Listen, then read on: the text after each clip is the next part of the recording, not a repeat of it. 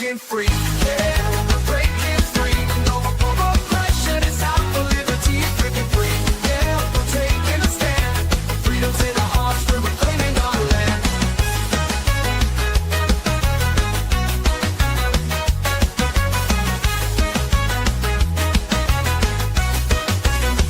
They try to silence us, but we won't be tamed. Voices getting louder, can't keep us in chains.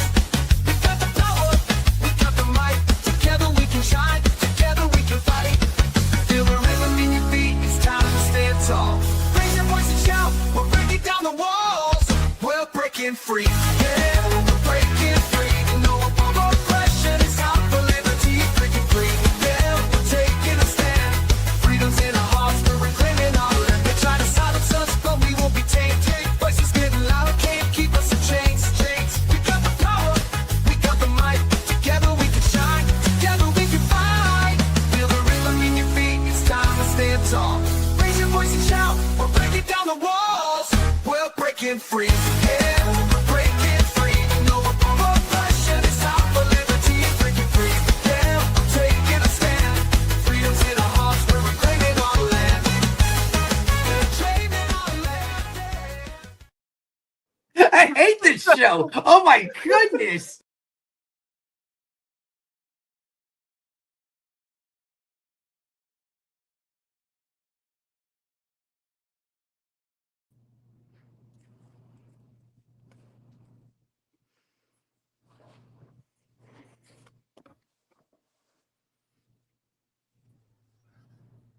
Welcome, everybody, to a Tuesday night edition of Are You Smarter Than a Politician?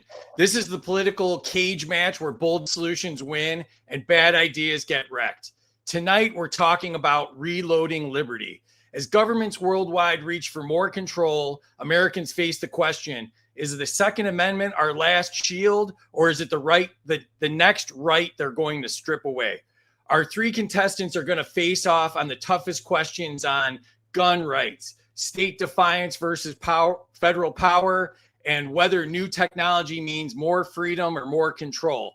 This is about safety. This is about freedom. And get ready, because tonight you decide who is smarter than a politician. Joining us again, the great Maj Toure. He is at solutionaryuniversity.org. You can give to the Solutionary University at the Give, Send, Go that's listed there. He is the president of Black Guns Matter. We've got his podcast up there. You can follow him on X, and you can follow Black Guns Matter on X as well. How are you tonight, Maj? We got you muted. I'm wonderful. How are y'all? Doing really well. How's the fundraiser going? I saw you're getting close. Man, we are 465 more $100 donors away from being able to buy our building, the Solutionary Center. Obviously, we've been doing the work with BGM for years, and a lot of those classes, free to all, have been across the country in different locations. But a few years ago, we rented a location in Philadelphia where we continue to do firearms classes and training for absolute beginners for absolutely free. And we've raised that money and given it away to do these classes, event spaces and all of that. And so we're about $46,000 away from our from getting this building, man. And I'm happy for two reasons, because one, it'll be the goal accomplished and we'll have that location and we'll be like, okay, cool. But two, fundraising is harder than teaching firearms classes. Like, it's 100% more difficult. So I'm super happy. We're trying to push to have it done by October, Halloween, October the 31st. And if anybody gets any value or some jokes or just wants to support all of the good stuff that we got going on in urban America, trying to get that demographic involved in the Second Amendment fight, please support the work. GiveSendGo.com/solutionary is right under me. And support, follow me, ask any questions that you have on the show or even after. And I look forward to tonight. I am a solutionary. I'm a proud solutionary. And we raised a bunch of money for you last time, and I'm hoping we can do the same, because it's a wonderful cause and you're doing great work. So hopefully that'll come across tonight. Also joining us for the first time is Eric Blandford. He is on YouTube at Iraq Veteran 8888. He's obviously a big Patrick Kane fan like me. You can go to his website, which is IraqVeteran8888.com. He's a member of the Legal Self-Defense Network. He's got his X up here, which is also Iraq Veteran 8888. And then he's just IV 8888 on Patreon. How are you tonight, Eric? You're muted now too. Okay, I was taking a play out of Maj's book, Fashionably Late. So Maj, do you know how to play that baby grand back there behind you? Huh? I absolutely do not. Okay. I'm sure that is a very real baby grand piano. 1,000% real. For a couple hundred donations, I bet you he'll try.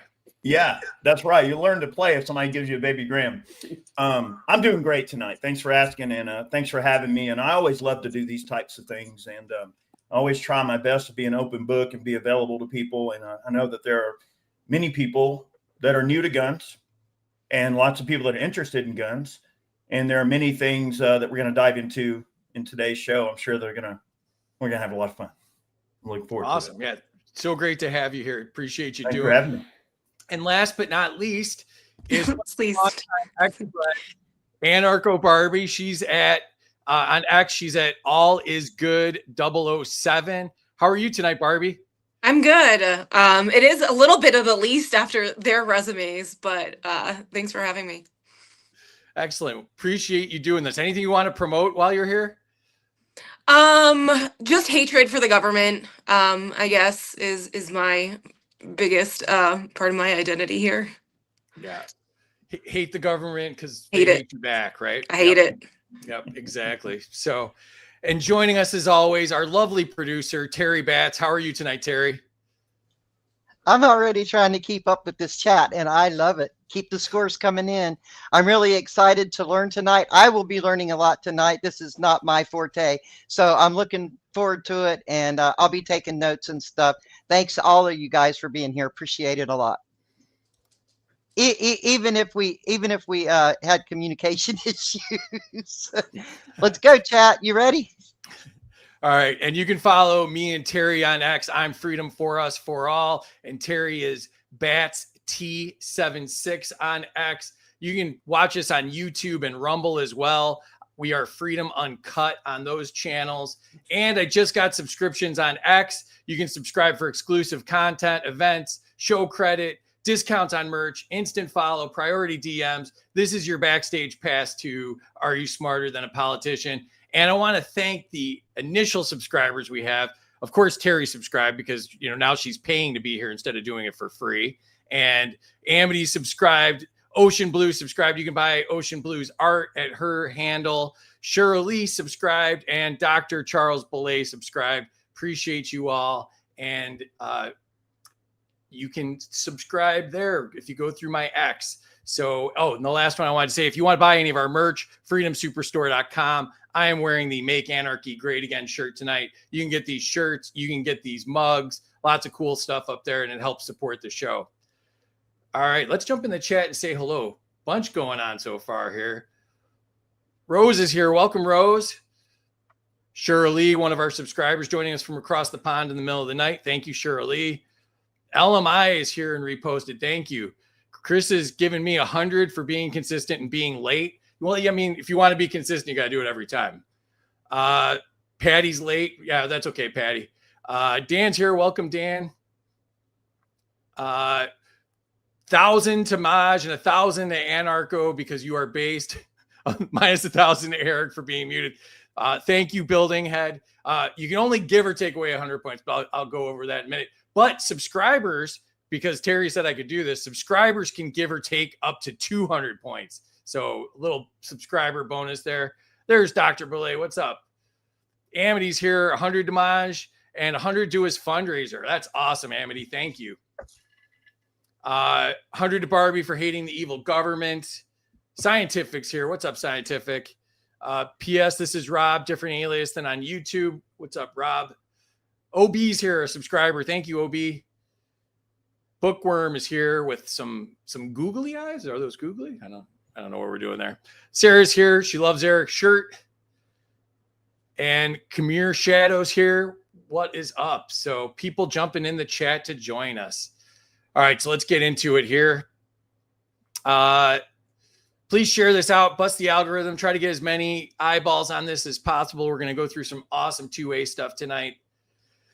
The winner will get the virtual Ron Paul holding the Ron Paul trophy. They also get Mike Johnson's signature cologne, Swamp Ass, as well as the Ayn Rand Fountainhead teddy bear. They get the home edition of Are You Smarter Than a Politician, as well as the Ron Paul and the Murray Rothbard bobbleheads. And of course, the Lego Killdozer, because nobody talks about the Killdozer more than me and Casey do. The rules are, I am the government. Whatever I say goes. Scoring errors count. Life isn't fair. Suck it up, Buttercup. Nobody cares. The rules are they can debate each other. They could veto each other's answers. They could tariff somebody. They could redistribute an answer. And they all start off with negative 500 points because the government gets paid first. Here's how scoring works. The chat controls the score. You can give or take up to 100 points from the contestants. And like I mentioned, subscribers can double that, give or take away 200 points. All right. I'm going to put Terry in the back. She handles the chat and the scoring. And as they like to say, make her life very hard. Give those scores. Thank you, Terry. All right. Since Maj is a returning contestant, and he probably remembers how to play this silly game, we're going to go to Maj first. First category to you, Maj, core gun rights.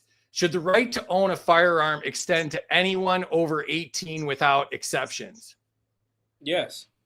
It should. Yes, 1,000%. Actually, I would go down to say 17 as the age of a young militia-aged man initially was. Yes, you should be 17 and older, and if you are proficient, safe, and responsible with a firearm, you should have a firearm. Excellent. Thank you, Maj. To you, Eric. Oh, without a question. Well, hold on. Sorry, I'll give you all a different question. I probably should have. Oh, I see. Okay. All right. So your question is gun education safer than prohibition? Oh God, without question. Absolutely. Absolutely without question.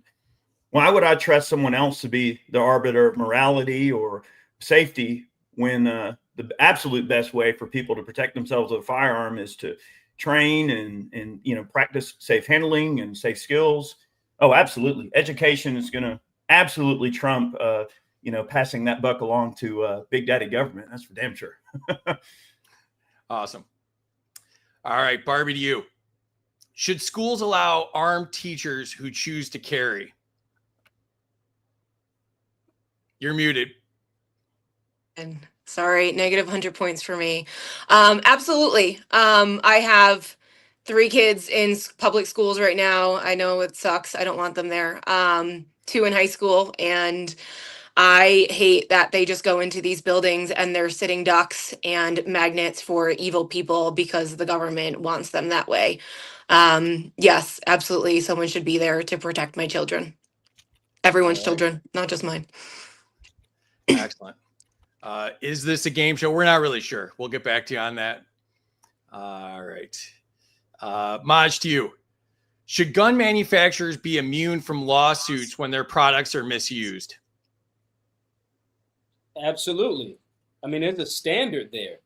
If the people that do the jab have immunity, then the people that aren't even involved in the user error or misuse of their product should have immunity. So yes. All right. Eric, to you. Should background checks be abolished entirely? It is my belief that the government has absolutely no say in who should or should not own a firearm. And we didn't have background checks in 1791, did we?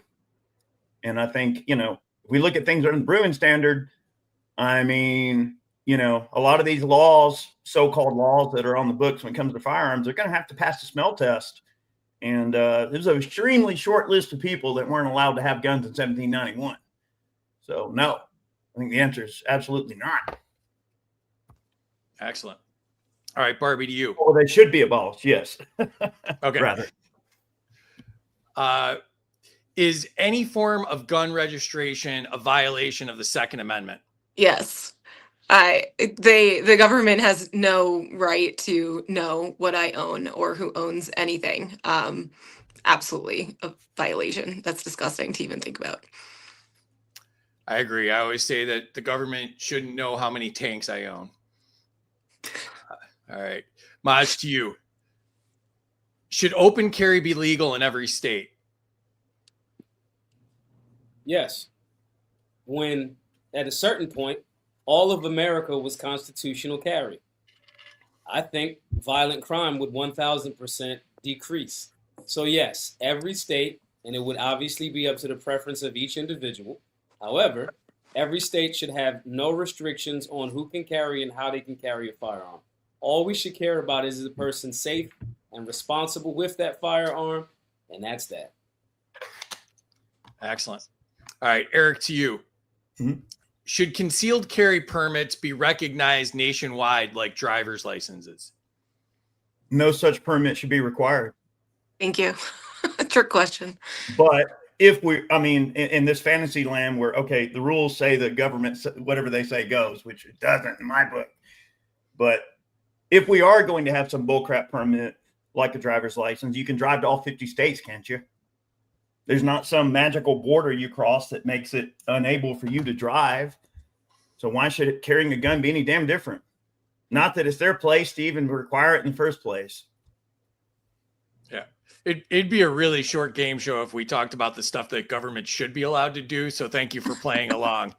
Yeah, I understand that. I understand what's up here. Appreciate that. All right, Barbie, to you. Should citizens be able to carry to nearly everywhere? Another trick question. They should be able to carry everywhere, not nearly everywhere. I guess in the essence of the show, yes, but everyone should be able to carry everywhere. These sensitive places, nonsense is absolutely ridiculous.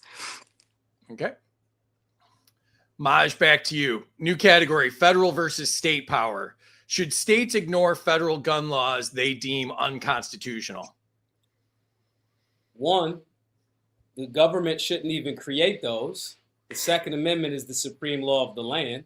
Still, regardless of if different municipalities try to pretend like it's not, but just to play along, yes, they should. I think Missouri actually said they were going to do that. Now, we'll see how well they, when the rubber meets the road, if the federal government tries to come in to, let's say they saw somebody on social media with full auto and they want to arrest the person, we'll see if the state of Missouri actually stands tall on that. However, yes, I believe in the 10th Amendment. The 10th Amendment's a thing. Excellent. Yeah, I think there's more sanctuary cities against gun laws than there are against immigration. Eric, to you. Should Congress pass sweeping preemption protections? Preemption protections?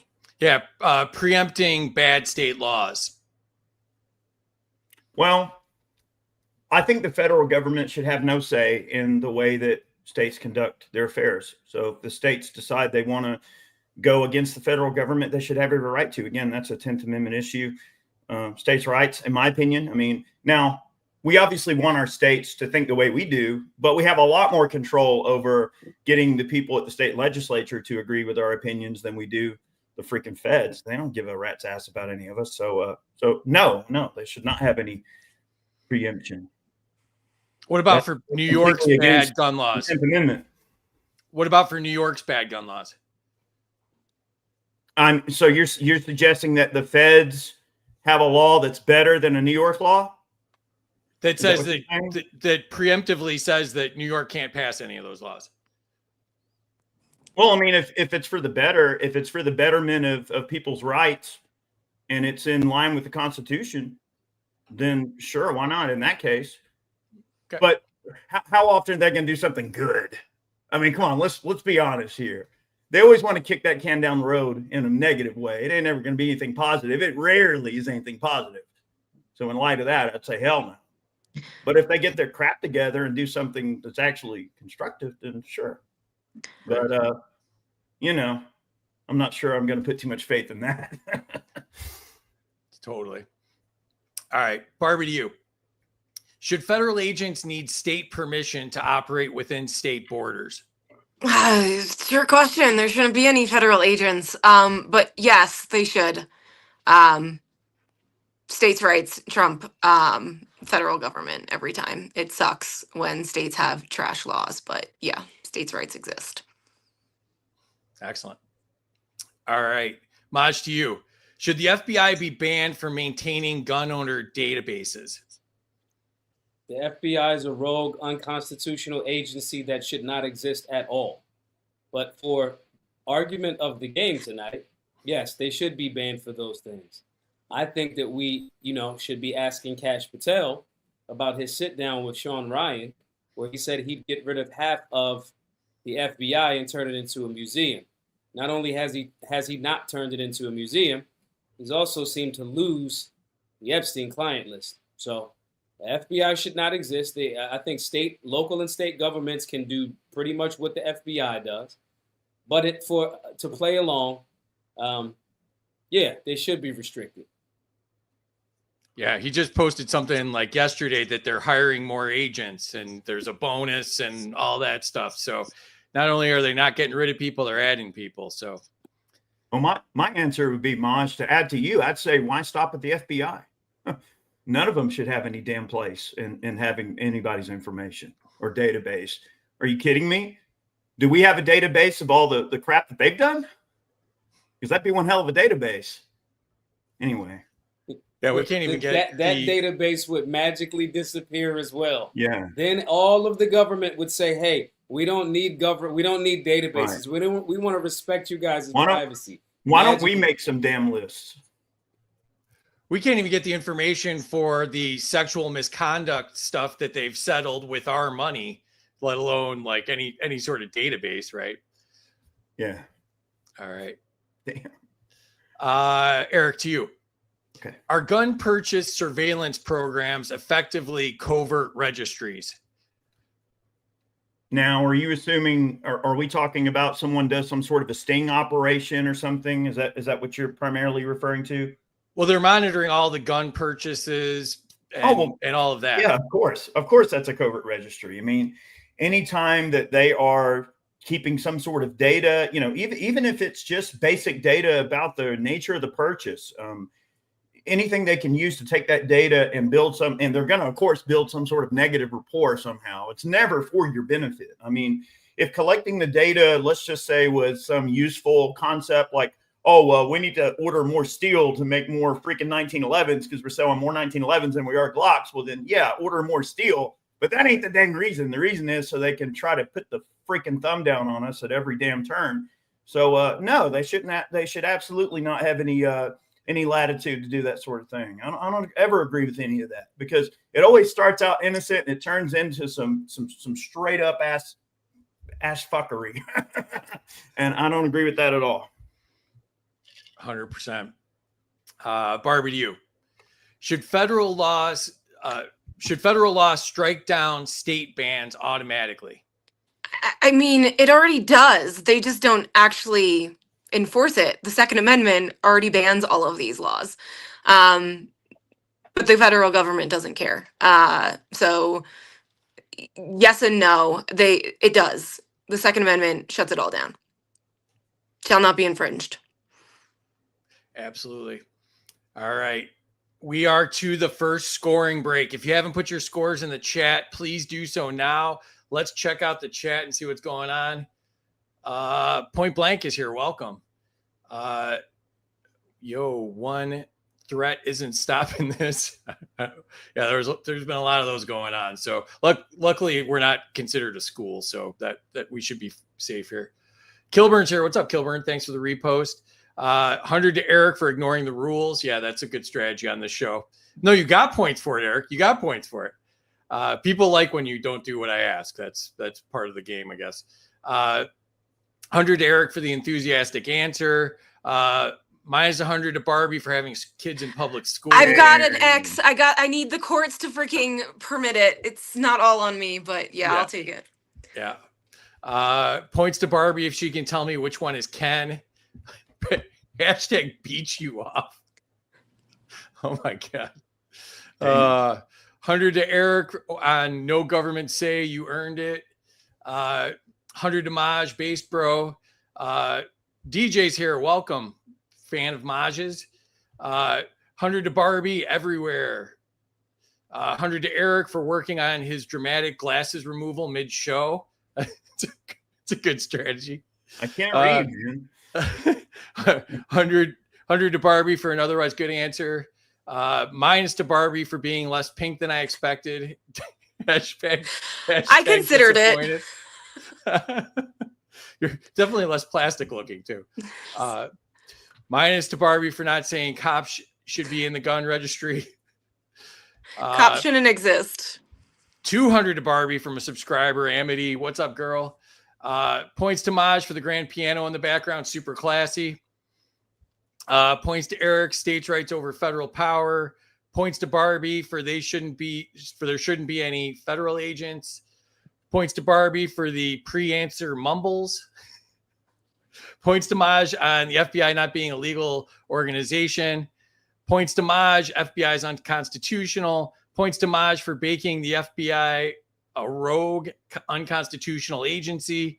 Probably making. Points to Maj for calling Soy Boy cash out.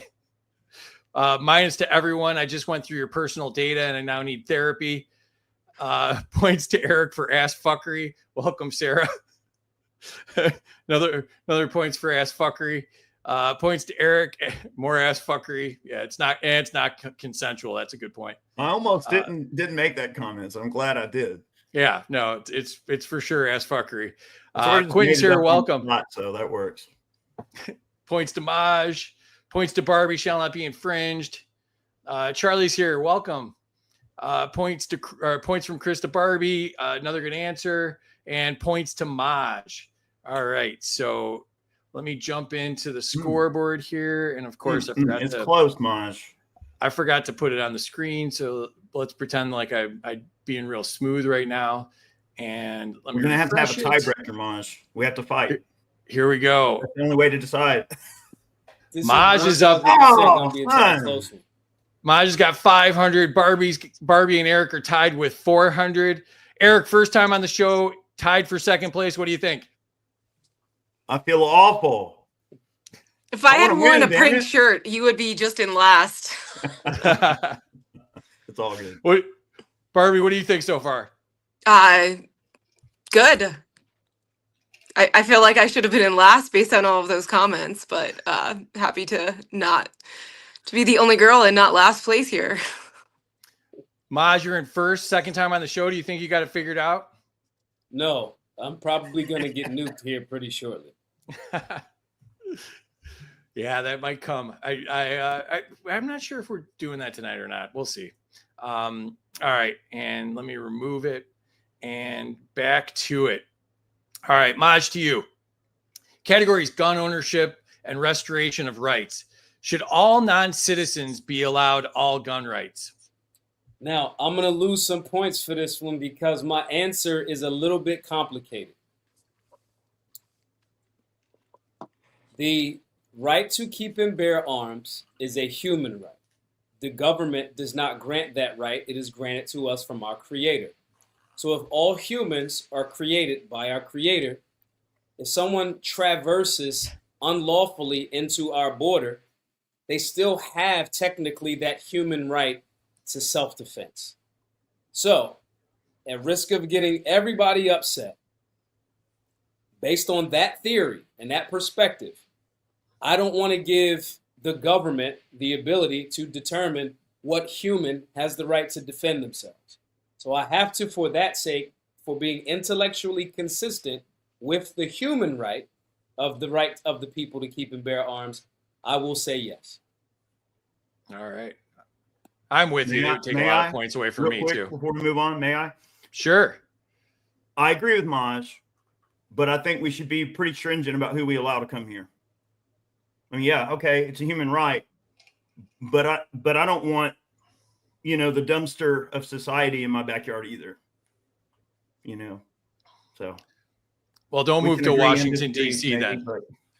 That's one area with the libertarians I might part ways a little bit. I think we should be very careful about who we allow to be here.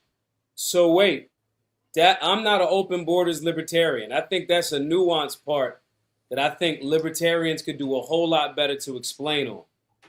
I don't believe in open borders in a free, and especially in a welfare state. What I love, the concept for humans to be able to travel around the globe, and as long as you respect the rules of whatever country that you're in, I would love that. But rights have to be reciprocal. So if I can't hang out in Kyoto, Japan, without a visa, without a passport, or get out of here at the intended time, then the folks in Japan can't come over the same way.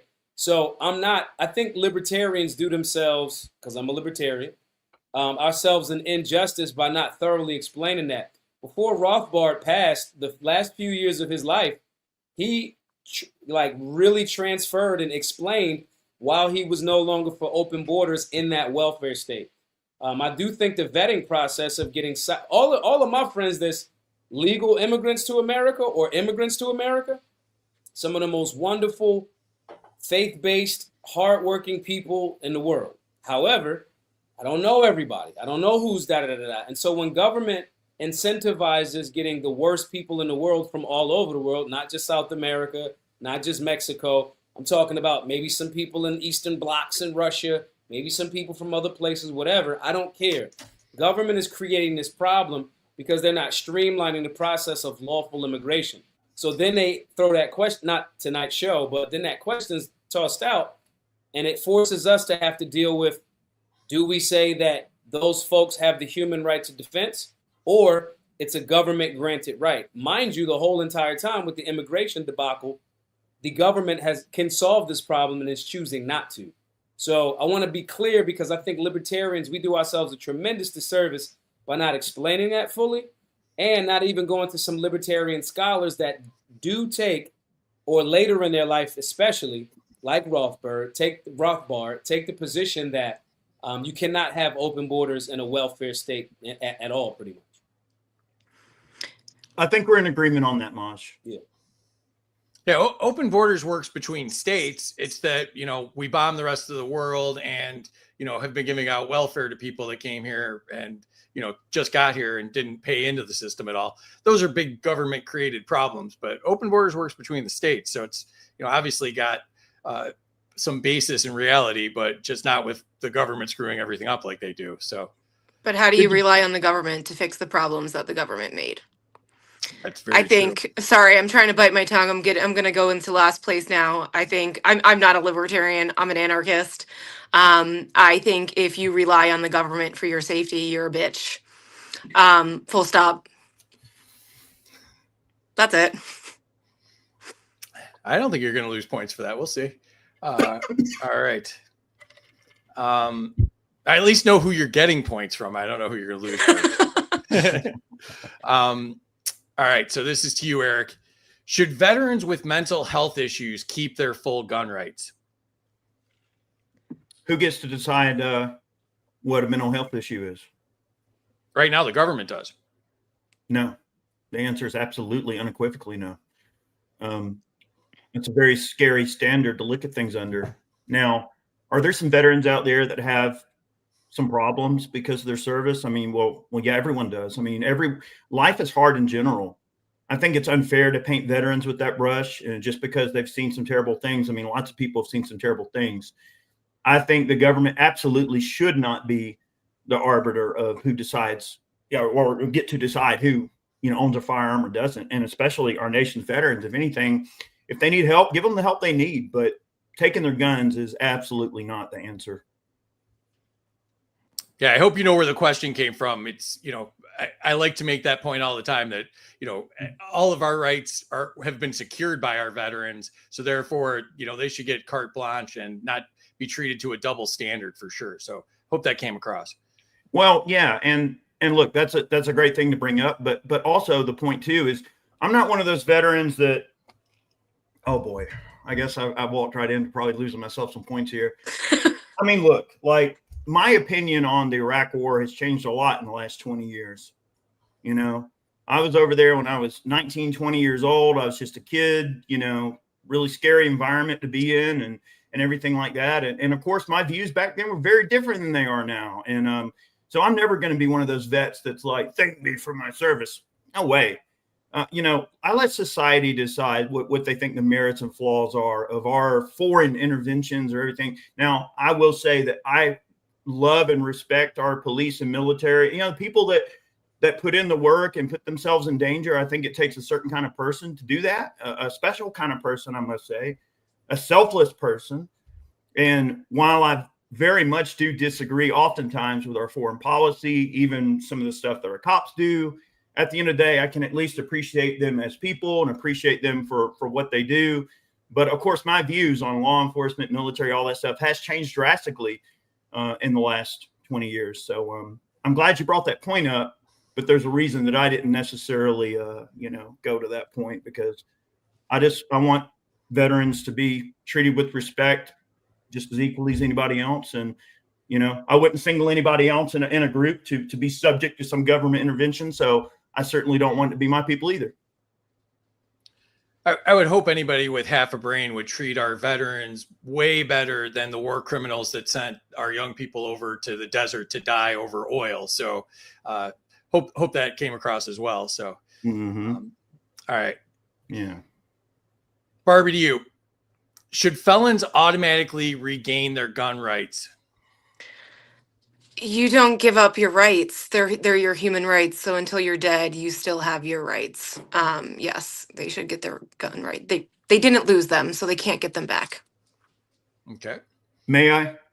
You may. If someone is not safe enough to be in society with a gun, they're not safe enough to be alive. There you go. I mean, bottom line, someone goes on a triple rape or murder side. Doesn't matter if they use a stabby thing or a blunty object or a shooty thing. Doesn't matter. That person should be removed from the gene pool. That's my view of it. And look, in 1791, when the Second Amendment was brought into this country, things were not safe. You couldn't ride down the road in your carriage without some crap happening. I mean, back then they hung horse thieves, y'all. They hung horse thieves. This is before the Wild West. Pre-Wild West, bitches. If you stole someone's horse or their cattle, you got hung. All right. We got to start removing some of these problem assholes from the gene pool. And a lot of this stuff will calm down a lot, I think you'll see. Well, it's the government that protects them. I mean, that's the purpose of a system is what it does, right? The government protects evil people. We think we're better and civilized because we're not killing rapists and murderers, but here are rapists and murderers killing civilized people. The government protects bad people. It's disgusting. So yes, to Eric's point, if they're going to hurt people with a gun, then take them the fuck out. They're disgusting people and they shouldn't be around. Hang them from trees. Honestly, I think the civilians should be the first person with a say in that matter. Yep. Look, do I agree with capital punishment?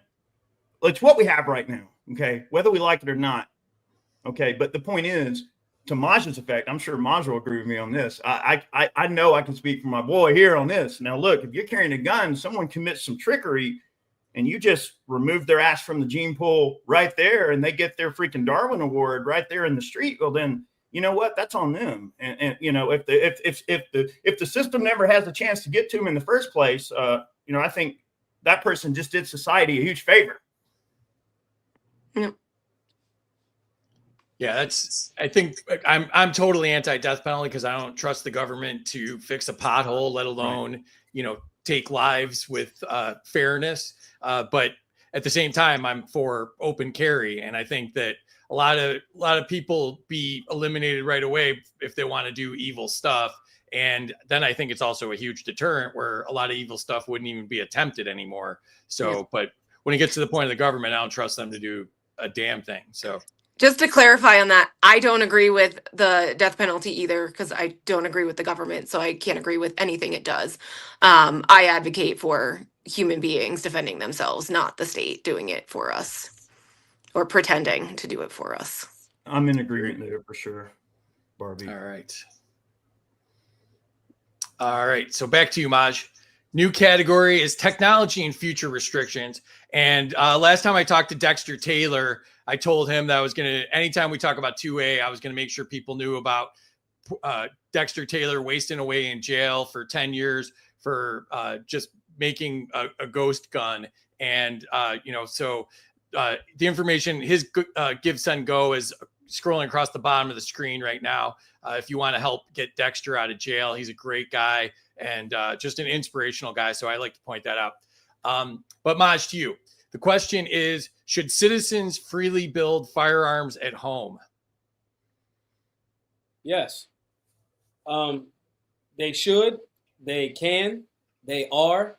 The conversation about the Second Amendment and like, can the government, can you, a 3D printer, some studying, a little bit of time, you could print the frame of a firearm one a day if you really try.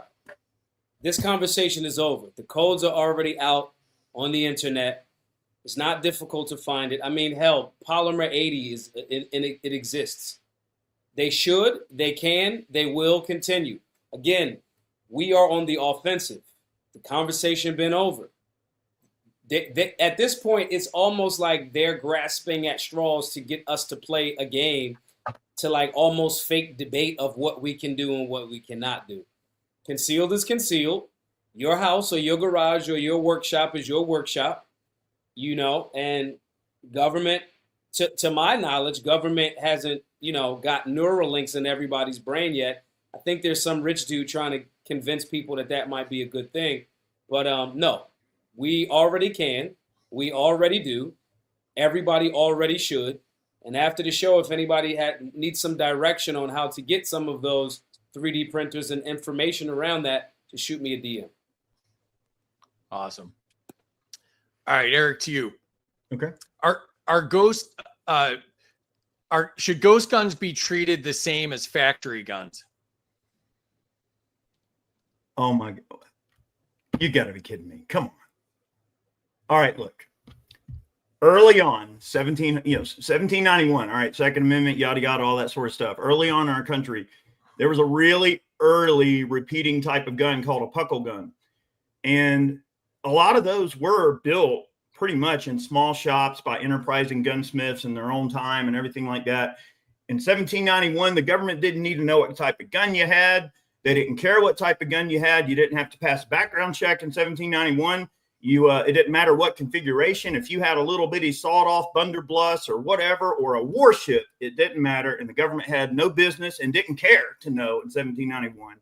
So if we're looking at things legality-wise under the Bruin standard, the ghost gun is a completely political term that was made up to describe in some negative way things that the state doesn't like. It's not that they have a problem with the object being a gun itself. What they have a problem with is not knowing you have it or not. So really what this comes down to, no, this obligatory term, which I won't even entertain answering with, should not be subject to any more regulation than any other type of firearm.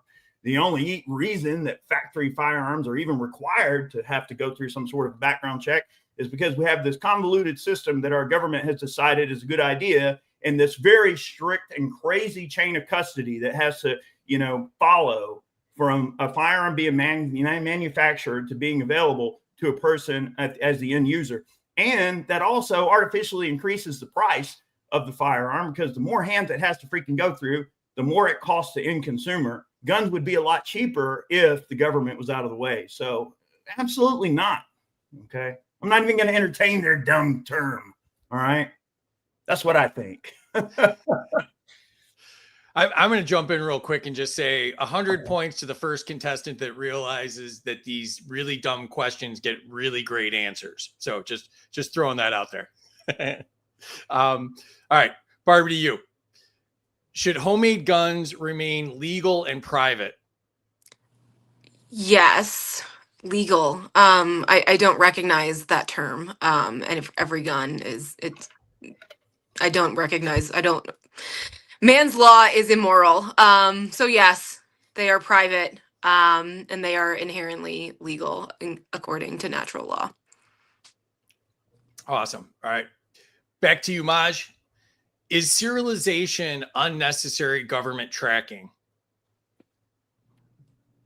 No, it's necessary to, it's 1000% necessary for them to track you. That's what serialization and ISBN numbers and SKUs are about. To Eric's point, we just want to make sure that we can go from manufacturer to end user to another user to another user to another user based on a serialized system. That is a control mechanism. Now the question being, is it necessary for, is it unnecessary? No, it's 1000% necessary for their intended purpose.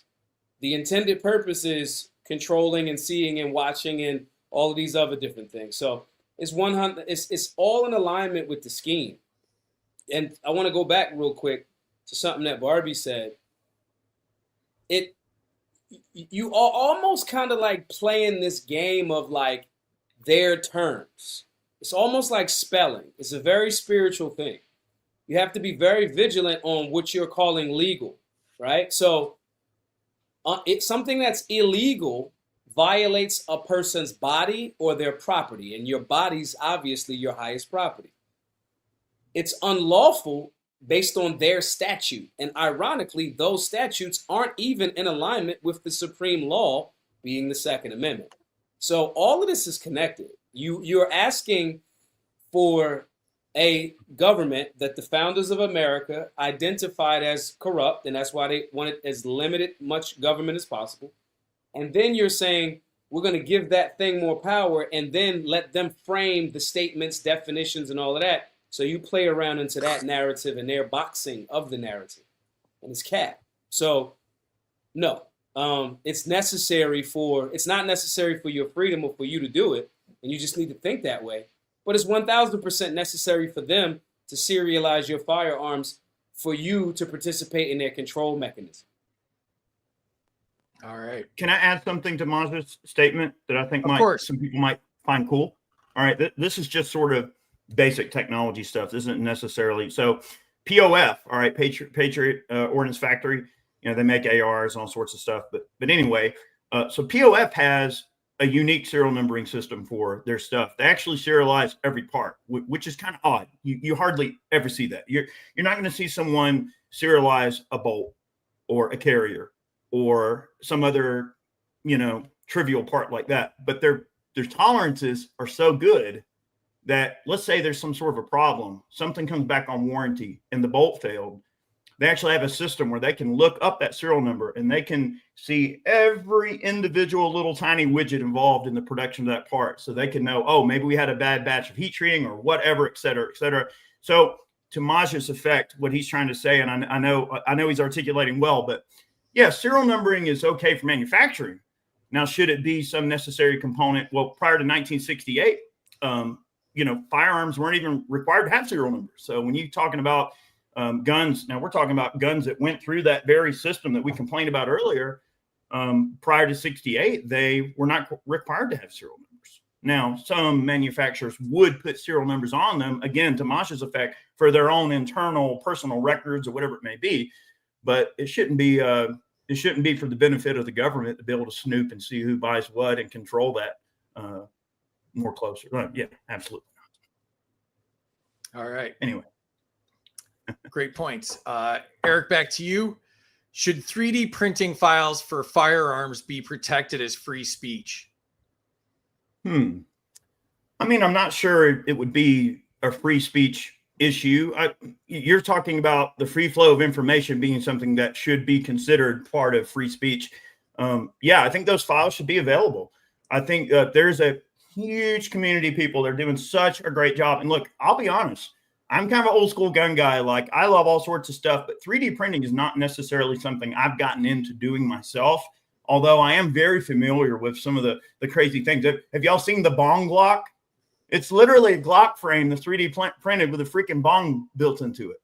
I mean, now that's pretty dope if you ask me, no pun intended. But I mean, yeah, people should have the ability to change things up and customize and play around that sort of stuff. And now look, in this crazy world we live in, all the distractions, all the rhetoric, all the stuff going on, you know, if somebody wants to play around with a file and print some cool gun part, I'm all for it. And the government should have absolutely zero say and who gets to do that. And yeah, that stuff should be protected. I mean, people should be able to share that information freely without consequence, for sure.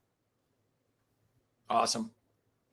Barbie, to you. I should get 100 points for the Glock bong. Okay, just go it's on, coming. and drop them in there. I know you want to. It's right? coming. It's coming. There's gonna be all sorts of weird I should get emojis. 1,000 points for that comment now. Yeah, it's gonna make my life hard. There's gonna be emojis. It's gonna be weird. Barbie, to you. Do magazine capacity limits put citizens at a disadvantage against criminals?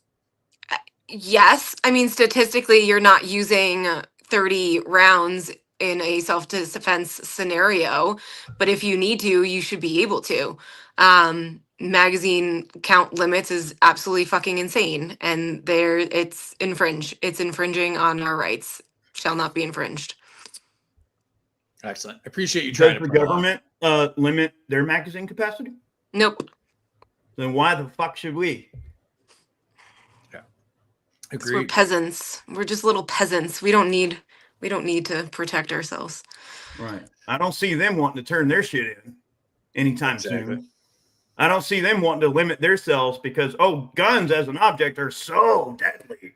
I don't see them turning theirs in or turning in their 30-round mags or their 100-round belts or whatever it is the hell they have. Is it true? I heard once, I don't know if it's true, at New York gun ranges, you can only have like 1 round in your magazine at a time at a shooting range. Is that true? No. You know, it sounds harebrained enough to be true, which is It really a does. bad thing, honestly. That's exactly right. So stupid. All right. Very. All right. So back to Maj. Is a bump stock ban necessary? Oh man, I'm gonna lose points on this one. Not only is it not necessary, it makes you question if the politician that you may be into that may have called for that ban is as pro-gun as you've been told he or she is. I don't know. Maybe it was Kamala that did it. You never know. Maybe when she was VP, maybe she did it. No, this is just stuff. Now, if we want to go down the 4D chess conversation where it's, oh no, we knew that would get kicked up to the SCOTUS and they would knock it down, and you never know. Or you could just never ask that question in the first place or present that as an idea. So no, it's just another thing that government gets involved in, and they try to make a thing out of a thing. And then if this goes in the way that they said it would for the Second Amendment community to say, see, it was 4D chess.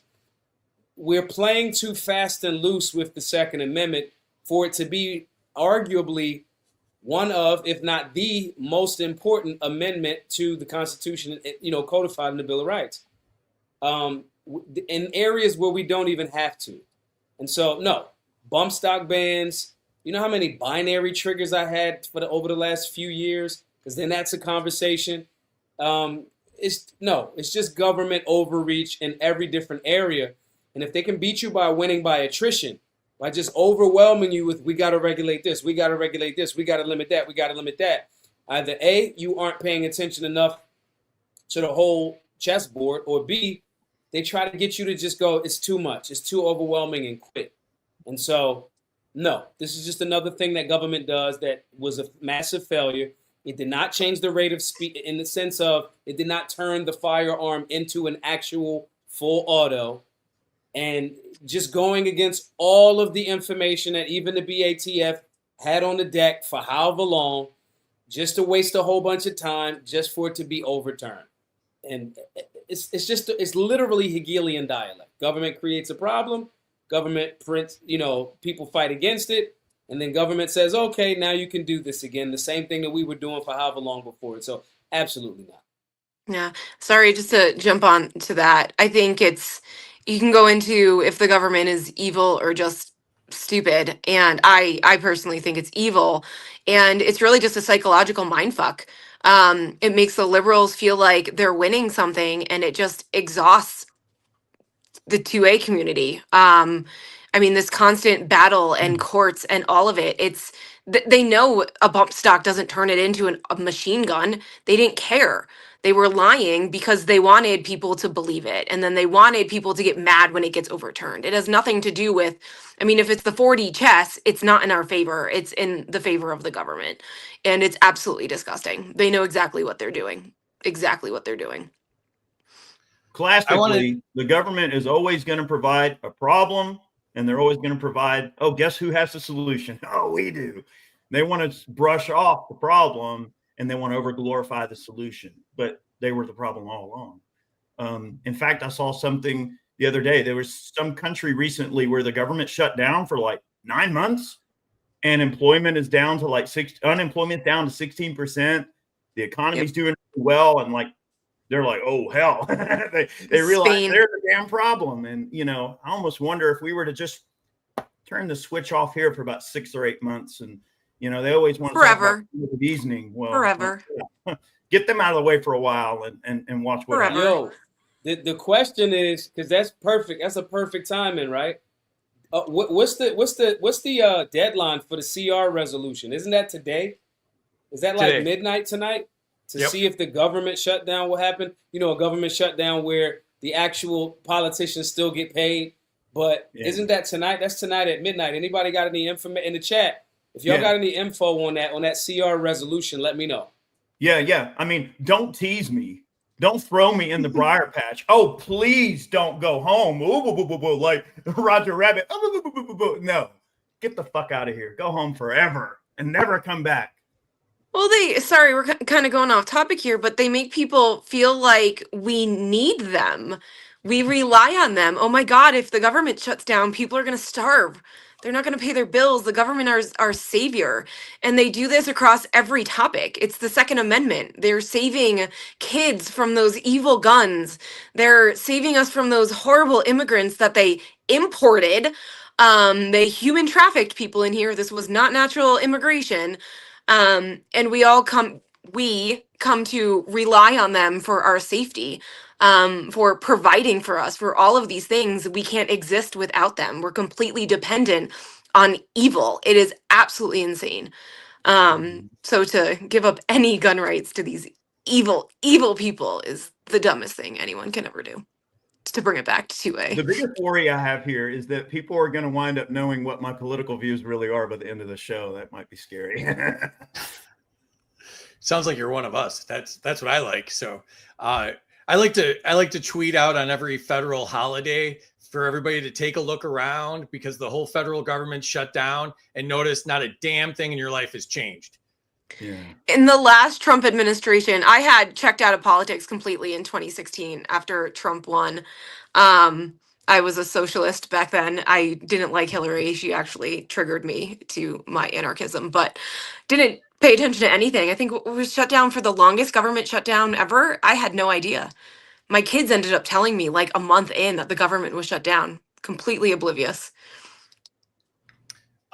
Terry just threw this in here. Terry, if you don't follow Terry, you got to follow Terry, because she does all of this online all the time, follows Congress all the time. And she says the CR is not being voted on tonight as of right now. The shutdown will allow of a reduction in force of approximately 850,000 employees and over 100 programs and activities.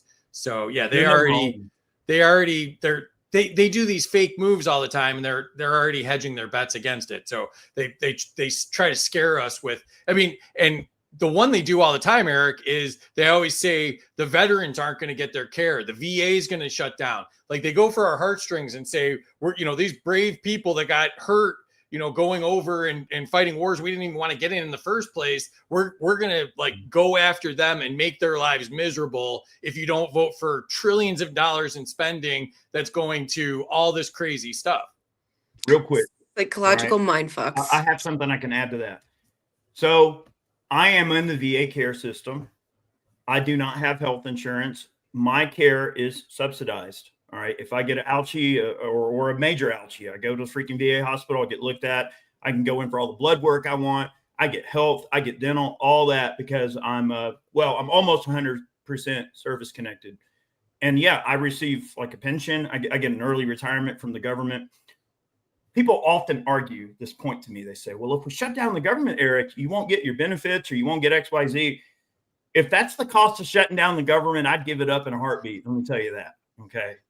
I mean, I get it. I know, like Maj said, they want to tug at people's heartstrings, you know, and look, there are a lot of vets that are royally messed up. Okay. These folks need help. And many times they're on limited income, if not no income. I mean, we're talking folks. Yeah. There's a lot of vets that might be in their 60s, 70s, maybe even their 80s. They rely on that care. And look, their service royally messed them up, you know, and they're in a really bad way and they need it. So that is a very good point for Maj to bring up because it is a common argument. So I just want to add my 2 cents. Anyway. All right. For what it's worth. Who was that? That was the bump stocks was Maj. All right. So back to you, Eric. Should suppressors be sold like any other accessory? Oh, absolutely. And other parts of the world are treated like an accessory. You can go into a gun store in France or Germany and buy a suppressor right over the counter and you're good to go. It's treated as a simple accessory. And I believe that we really do owe Hollywood for demonizing suppressors because they always wanted, you know, to associate suppressors with assassins and killers and murderers and things of that nature. And they always wanted to, you know, make them seem as if they make a gun absolutely whisper quiet. The circumstances that you have to follow to get a gun to be absolutely 100% whisper quiet are quite specific. Okay, so most are going to make some sort of noise. Anyway, I digress. The point is, yes, a suppressor should be sold over the counter. It should not be treated as a firearm. It is simply an accessory. It is a sacrificial accessory. Suppressors do not last forever. Eventually, they will degrade to the point of being unusable. Now, it does take quite a few rounds to wear out a suppressor to the point that you can't recore it, you can't, you know, whatever. And also, one thing I want to mention, sort of, let's just say the legal side, which I don't think it's their place to decide any of that. However, the way it is right now, if you own a suppressor, and let's say the outer tube gets messed up, that's it. You got to trash it. You can't rebuild it. You can't remanufacture your own tube. You can't send it back to the factory and have them, you know, give you a new tube. That's it. Start over. You know, do not pass go. Do not collect $200. No pun intended. But suppressors absolutely are a sacrificial item that they do tear up and wear out, and they are subject to a lot of heat. So yeah, it should just be an over-the-counter item. Totally. It's funny. I almost asked a question about if Hollywood is the reason that they were illegal. So bonus points to me for skipping that question because you worked it in there so perfect. All right, Barbie, to you. Do bans on assault weapons, and everybody that's giving me shit in the chat, notice I'm putting quotes around these. Do bans on assault weapons criminalize cosmetics, not actual crime? What do you mean by cosmetics? Like their features on a gun, they're not actual, they don't make them like more harmful. Okay, what was the question again? I don't remember. No. Do bans on assault weapons criminalize parts on the weapon? Yeah, the way they look as opposed to their actual ability to do crime. I don't even think it's based on what they look. I think it's based on emotions. It's just that these are the weapons that mass shooters are using. But yes, they criminalize the cosmetics over crime. Banning guns isn't going to stop crime. It doesn't stop criminals. If it did, we wouldn't have criminals. I think this is a talking point that we're all aware of. The assault weapons ban absolutely disgusts me. I'm in Colorado where we have our own ban coming up here shortly, and it's just absolutely disgusting because it does nothing to stop the psychopathy of our society, and that's what's leading to these mass shootings on an hourly basis, it seems like now. All right. I'd like to add real quick, and again, just piggybacking on something that Maj said earlier, I think it's very important for us to make a distinction about here. Never use their language, okay? If they come up with some bullcrap term, never accept their language as being the narrative or allowing them to be the arbiter of the discussion in terms of describing what a gun is or isn't, right? Yeah. So don't ever fall for that trap. They're assault weapons. Think Glock 43 is considered a assault weapon according to SB 003 that was passed in Colorado this past session. So yeah, our assault weapons are basic carry pistols. Um, Yeah, lame. that is Very lame. totally. I mean, we can call it cosmetics. We can call it tyranny and other word I don't feel comfortable saying out loud, but it's disgusting. It's absolutely disgusting. These people are the dumbest and most evil things in the world, and government just attracts them Yeah. like flies This on a pile of this shit. microtech to the kidney, trust me, it's equally bad. All right. Maj, to you. Are pistol braces life-saving for disabled shooters? 1,000%. If someone is disabled and they want to exercise their Second Amendment rights in a safe and responsible way, I contend that making sure that someone can exercise a human right in a safe and responsible way is critical to their life, freedom, liberty, pursuit of happiness, and property. So I equate those things, life, liberty, happiness, and the pursuit of property, with freedom, with life. So who am I to tell someone that is disabled that they cannot have a pistol brace? It has nothing to do with me. It has more to do with their quality of life being improved. And I'm not going to step in the way of any American improving their quality of life. So 1,000%. All right, Eric, to you. Should accessories like binary triggers ever be treated as contraband? Absolutely not. Absolutely not. You know, we should be able to make machine guns in our basement. Why have a binary trigger? I should be able to drill the third hole and install an auto sear and have a machine gun if I want. I think when the government, especially, and we always sort of point back to these bastards because, you know, they always deliver the problems, you know, and they try to act like they're providing the solution. But the point is, the rate of fire of the gun is really irrelevant. It's the heart of the person who wields a firearm and what their intentions are. There's good and evil in the world. And I think it's very unfair to have, I strongly believe that majority of society is actually pretty damn good people. You know what I mean? So these bad apples out here that are causing these problems, they are a very, very loud minority, extremely loud minority. When you look at all the bad stuff that's put in your feed, go on Twitter. More people now get their news from Twitter than just about any other freaking source right now. And I was actually talking to somebody the other day that had mentioned that they don't even use Twitter for the purposes of using Twitter. They simply have a Twitter account so they can hop on and just see what real people are saying about, you know, stuff that's going on in the world. And I know it's really easy for us to sort of be these vampires and attach to this really negative stuff and spread the negativity because, you know, people are shock and awe. They like to see the blood and gore. And as much as we hate to see it, you know, you can't be drawn away from it. It's very hard to look away from something like that. But the reality is more people save themselves with firearms every single day than actually hurt each other in some criminal way or whatever it may be.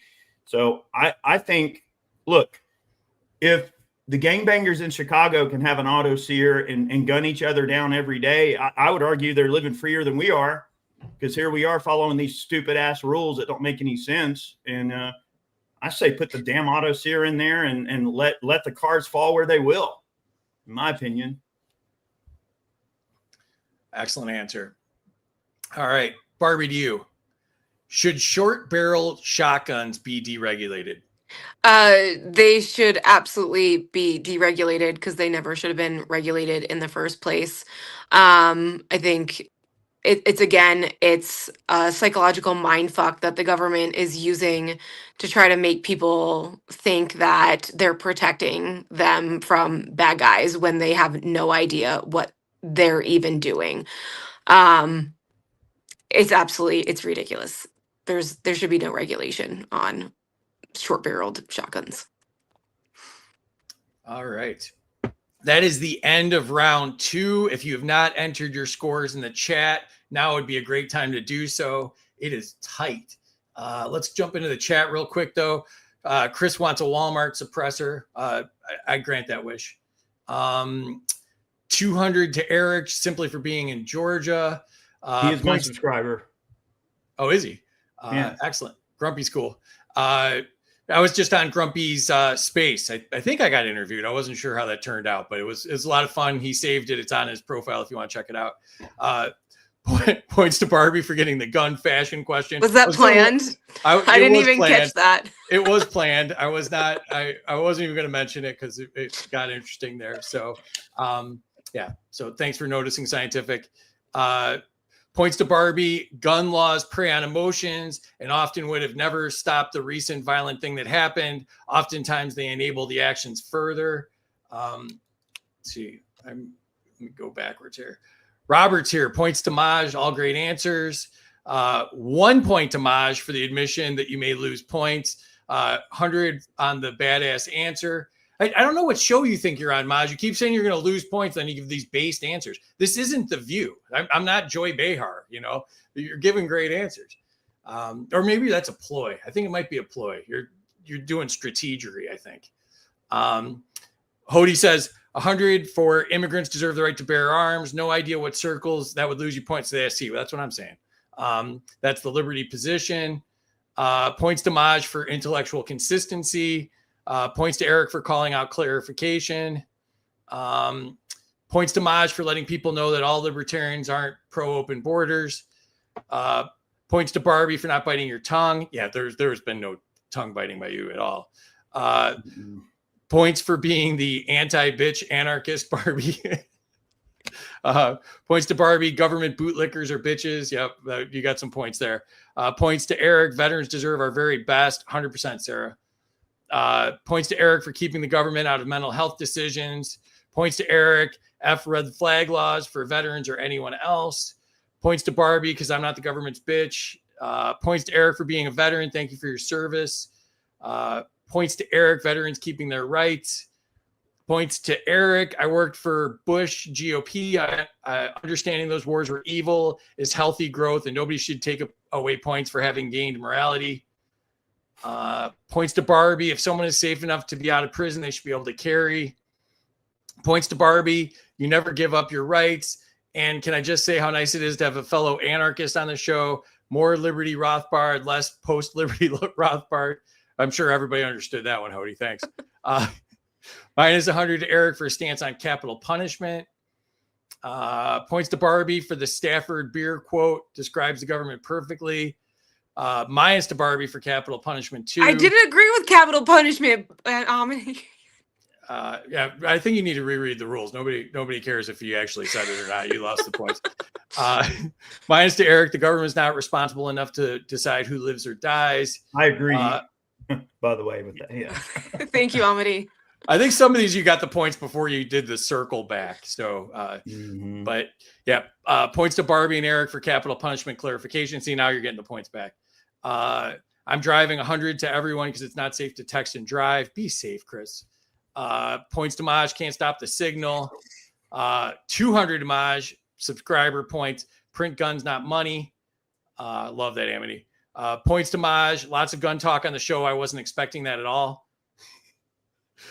Points to Maj for opening up his DMs. Yeah, Maj is such a cool guy and answers all sorts of questions. Kat reposted. Thanks, Kat.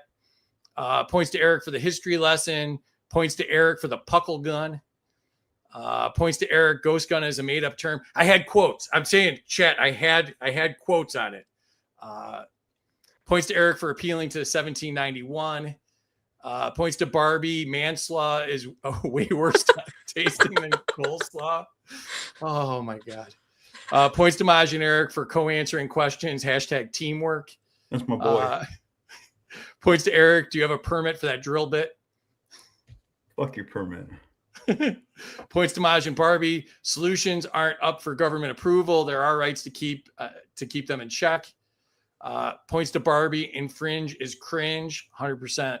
4 points to Eric for the Glock. 20 for the bong. So that's 20. That's 420 points, right? Yeah. Yeah. Oh yeah. You gonna allow that? Yeah. Yeah. Okay. Points to Barbie for the biggest glasses. # fashion Barbie. Points to Maj. Trump is obviously not pro 2A. Points to Maj. 2A regulations are a bitch's answer. Points to Barbie. Government is founded on lies that divide at the expense of truths that unite. Well said, Hody. Points to Eric for Roger Rabbit. Points to Barbie for the Sandlot reference. Forever, forever, forever. Grumpy's here. Welcome, Grumpy. Points to Barbie for forever. Points for suppressors or an accessory. Points for, I already did that one, I think. Let's see where we go. Yeah. Points to Eric for getting me banned from the UK with knives and how to use them. Hey, 20% of my subscribers are from the UK. Please don't get us banned there. Uh-oh. I only have 5 subscribers. Shirley's my UK subscriber. What a great lady. Points to Eric for making me hold off on drilling the third hole joke. Oh my God. Drill as many holes as are necessary, y'all. Whatever it takes. Yeah, Grumpy like that too. Points to Maj for being a solutionary. I too am a solutionary, by the way. Yeah, this isn't the view. Welcome, Wild Celt. 100 to Maj for human rights distinction versus civil rights. And points to Eric, love the sunglasses. All right, that was a lot. You guys are generating a ton in the chat. Oh, it's so close right now. Let's jump in and see. Eric has jumped out into the lead. Damn, son. That's what I'm talking about. Maj is 300 and some points. That whole 420 thing screwed everything up. Maj is at 2,500 and Barbie's at 2,200. What do you think so far, Eric? Well, I think Maj is technically winning. That 420 points is probably a little unfair advantage. I'm just being honest here. All right. I want to win because I'm the best. I don't want to win because I had an advantage over somebody. No way. All right. Let's see here. Last category is pick one. Oh, all right. So, Maj, to you. Which training is most important for citizens? Firearm handling, legal self-defense, situational awareness, de-escalation, or first aid? Man, this is actually a very difficult question. Yes. It's difficult because it's different needs for different scenarios. On one hand, I want to say situational awareness because it can be so preventative. But on the other hand, when you say stop the bleed, it may not even be your situation. You may carry a tourniquet, carry an IFAC, EFAC, whatever, individual first aid kit, emergency first aid kit, because somebody else in a car accident, somebody cuts themselves in your house. Firearms handling, obviously. So statistically, I'm going to say conflict resolution and de-escalation. Just because the shooting, the stabbing, all of those different things can come out of people engaging or being a little bit too aggressive.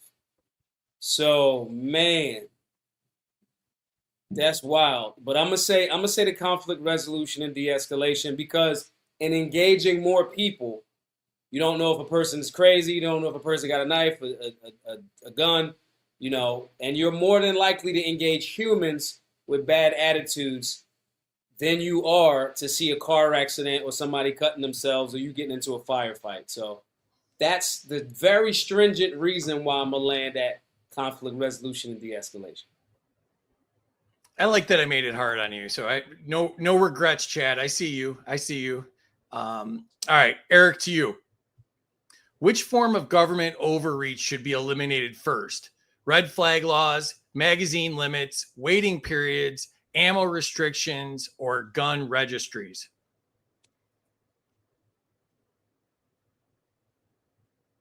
Did he freeze on us or did he fall asleep? That's another tough question. It is tough. I think he's... Oh, here we go. He's back. This You is a back, good one. Eric? All right. I think I might have cut out for a second.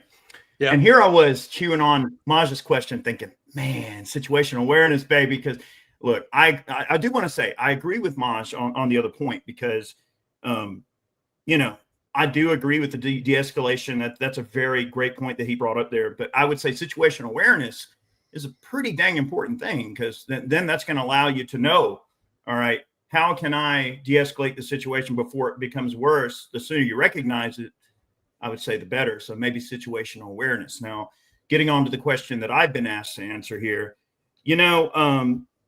that's difficult to say. There's so many doozies in there, things that I want to see go away. I would say, okay, if we have to perform triage, all right, let's pretend that we're in a medical situation and our poor Second Amendment is being stabbed to death.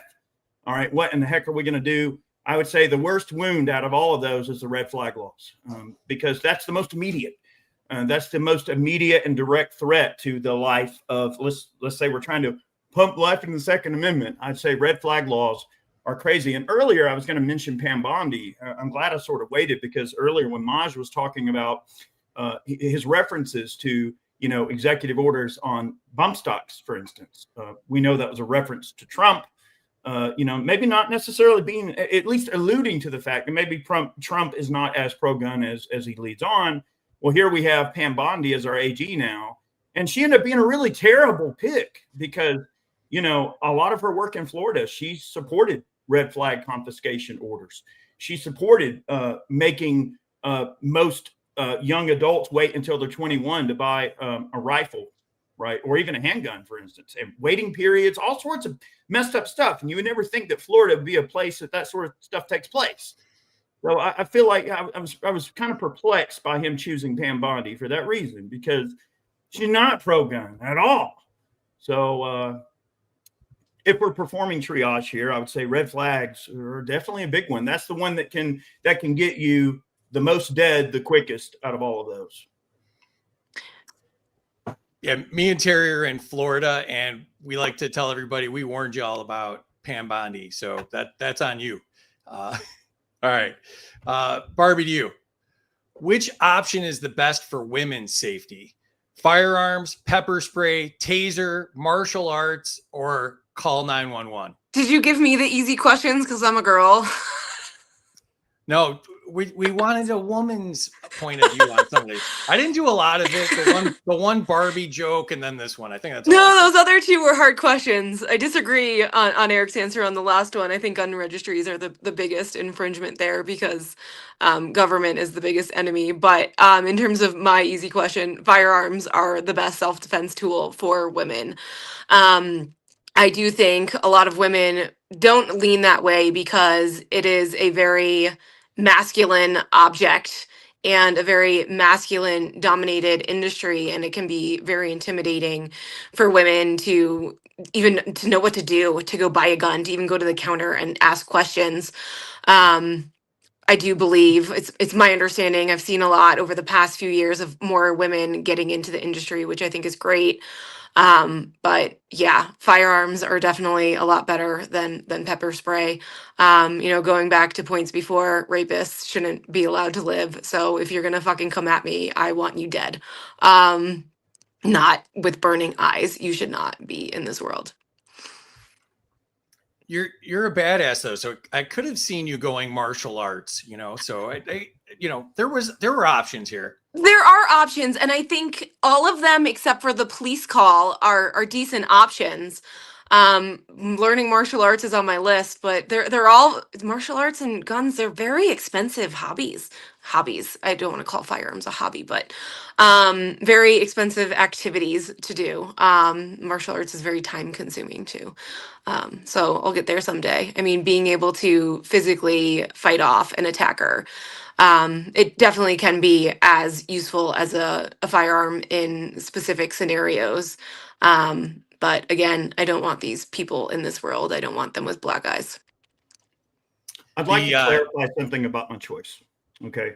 The reason that I chose red flag confiscation orders over the gun registry was obviously a close second. But the reason I chose red flag confiscation orders is because, all right, anybody can accuse somebody of some crime. And we're talking about in states where red flag confiscation orders are allowed and supported. And remember, we do have, that to worry about. It could just be a jealous ex. It could be any number of people that could go to a court, and all they have to do is convince a judge that you're a danger somehow. And all of a sudden you've got the jackboots showing up to your house. So in this world of weaponization of different policies against people and folks loving to weaponize the system against each other, and in a system that so readily supports the idea of, remember when you yourself said that you jumped off the Hillary wagon because she was such a vile person. Remember when her whole thing was say something, right? So in a society that's told to say something, and to think that your neighbor could just see you with a gun case going in your house or something and want to be a Karen and contact and you know, of course that would require them to lie. But let's just say in this little scenario, someone is able to convince a court that you're somehow a danger, and there's some sealed warrant that you have nothing to do with. There's some legal precedence or legal proceeding that you have no idea is occurring. You are not present to defend yourself. And to think that some jackboots are going to show up at 3 o'clock in the morning and take whatever guns they can find, regardless of some registry. Okay, one could argue that, all right, if there's a registry, they know what you have. But in this situation, they would have never showed up had this Karen not complained or something. So when I say that it's the most direct threat to you as a person and your freedoms, I can't think of anything that's more of a double whammy. Not only are they coming to take your firearms, but they're doing it under a court undertaking that you have absolutely no say in. So that's damn dangerous. On January 6th, when there was a resurrection at the Capitol, insurrection, silly. I was in court defending my gun rights because my ex lied to the court and had tried to have them take away my guns.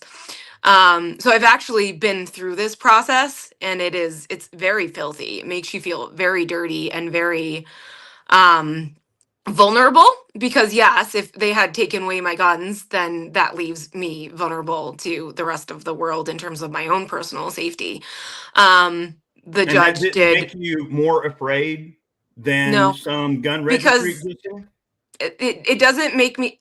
I mean, every court and every judge and magistrate is going to be different. I can totally understand that.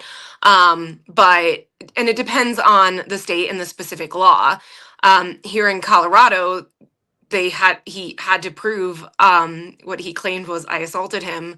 And he couldn't prove I assaulted him because I didn't assault him. But what he actually did, it was really funny. It was really fucking funny. I was a little upset I stressed out so much.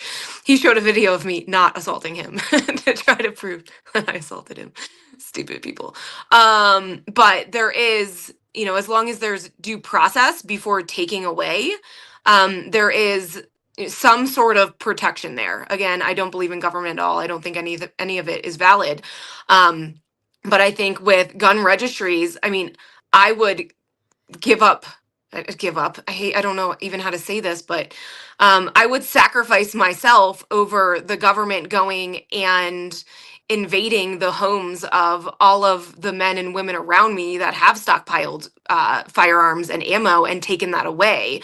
And now we're left with a few pistols, if even, and we have no way to fight back against them.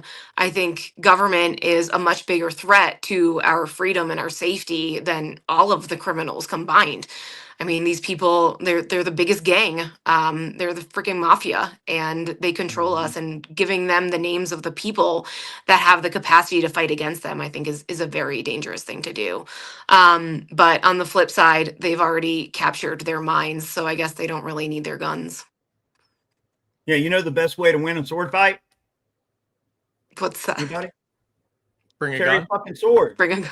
Hello, have a sword. I thought you're going Raiders of the Lost Ark on that, but Oh, well, there's that option too, of course. all right. And in my defense, I put the police call option to troll myself. I'm playing 5D game show here, people. So just know that. All right, Maj, back to you. Which barrier to training is the worst? The cost, time, lack of ranges, government mandates, or cultural stigma? Cost. That's literally the reason why for the last 8 years, we've made all of our classes free to all. Telling somebody, because first of all, everybody that goes down the firearms rabbit hole, here's what your life is going to look like. You're going to enjoy it. You're going to like it. You're going to put money aside for guns. The guns won't be that bad. You'll buy guns depending on how much money you buy and how many firearms you purchase. The ammo, because in order to use it, you got to destroy it. So when you want to get trained up, our goal was to make sure that we would remove the financial barrier to entry for for anybody that wanted to start on this journey. The reason being is because if you come to one of our classes, we teach you safe and responsible firearms handling and manipulation of that firearm. We get you comfortable. We get you the basic 4 rules. We get you shooting for the first few times. We get you really, really inculcated in, oh, okay, this isn't as bad. We remove all of the cultural, dogma.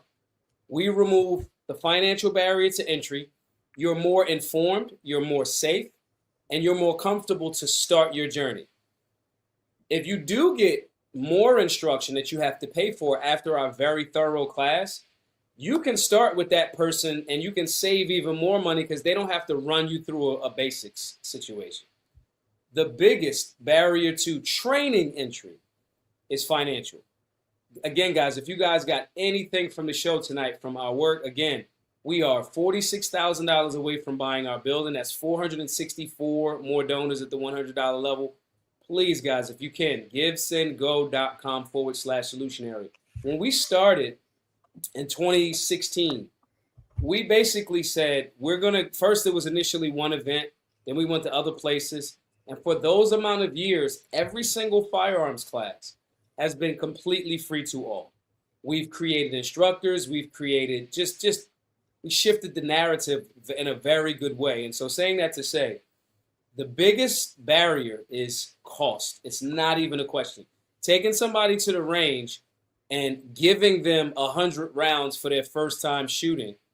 I think our students, they initially train with SIRT pistols, meaning in the classroom setting, but I don't even think our students really get, in the beginning, they come in spoiled because they already have 100 rounds ready for them at the range at their first time, and they don't have to pay for anything. They don't have to pay for the gun.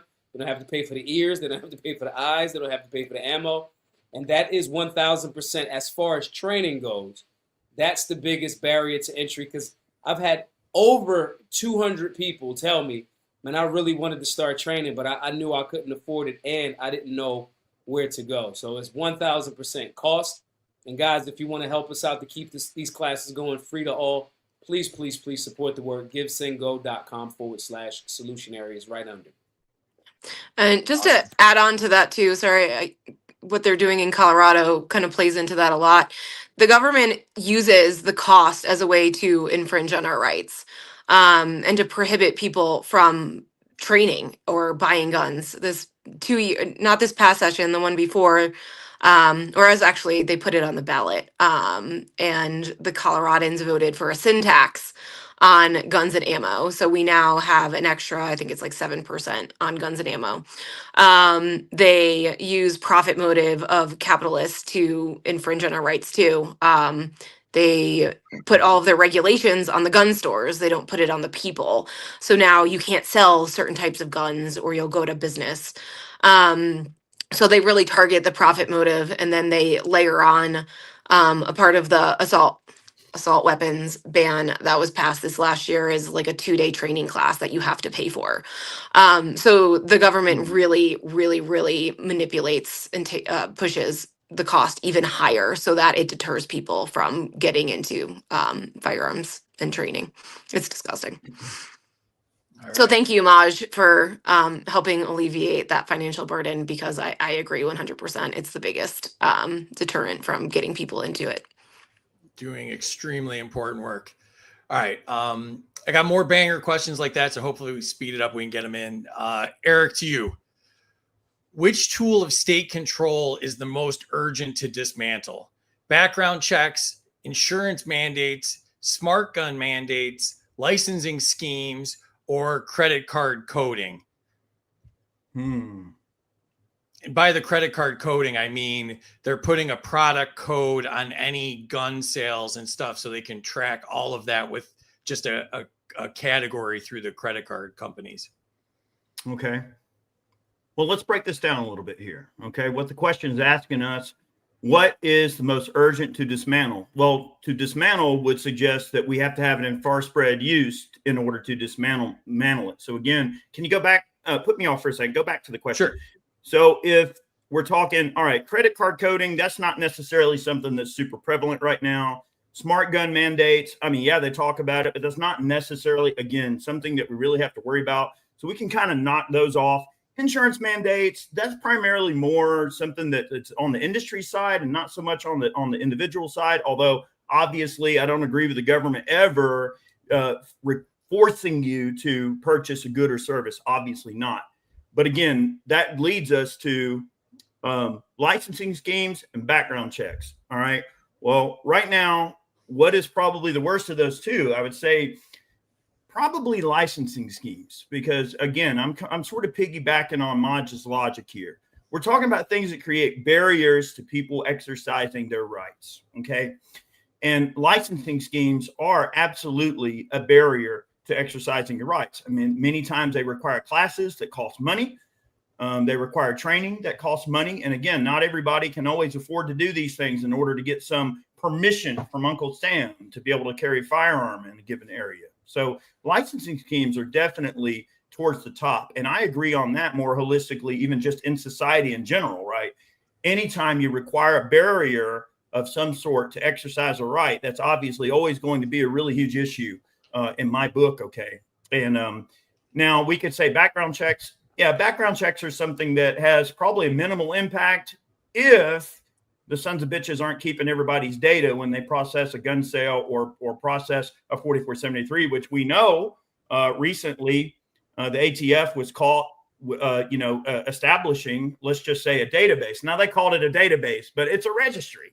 They say, well, if you don't check a certain area off, you can't search it like a registry. Well, you really trust them not to check the box. The point is, yes, background checks are an infringement in the standpoint that I don't want the government to be able to just pull up some database and know which guns that I've ever purchased, regardless of how I dispose of those guns or whatever happened to them. Is none of their business to damn know. But I think licensing requirements are certainly something that's higher up. Again, I'm always thinking triage. I'm always thinking, what's the worst Band-Aid to rip off first? I'd say out of that list, that's probably the most considerable one, especially for people of lower income levels that have a hard time, having the finances to be able to do these sorts of things. Okay. And we're looking at licensing requirements. I mean, okay, let's go all the way back, right? What were some of the early forms of, them controlling elections or disenfranchising Americans? Well, that was, having polling booth fees, like polling taxes, right? Having to pay a fee to vote.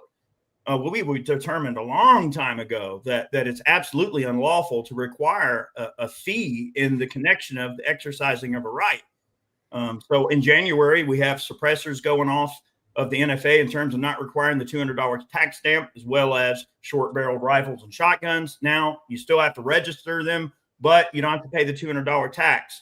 So I would say that the licensing requirements are definitely a big one. And there are many situations where these things are being fought successfully, I might add, in court.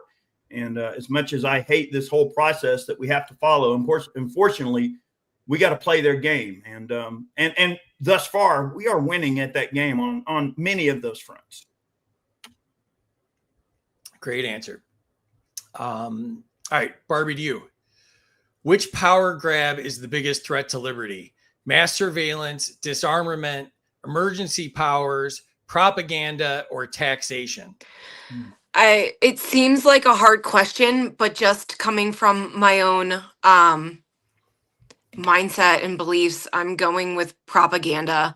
They use the people against themselves. I have coined the term, and I'm the only anarcho Jungian. I like to think of all of this from a psychological perspective, and what you can see over the past 250 years is a whole lot of propaganda manipulating people's minds. And I know we talked about pulling at the heartstrings, but what it really is triggering nervous systems. It's constantly putting people in fight or flight, and then that's causing them to fight with their neighbor or their other political party. And it's really what's led us to this current state society where everyone is angry and it's my rights and it's versus your rights, and it's manipulating, it's taking control of people's minds. And when people don't have control of their minds, they fall into that system of letting the government do it for them. And I think the people not having the control is the absolute biggest threat to all of humanity, really.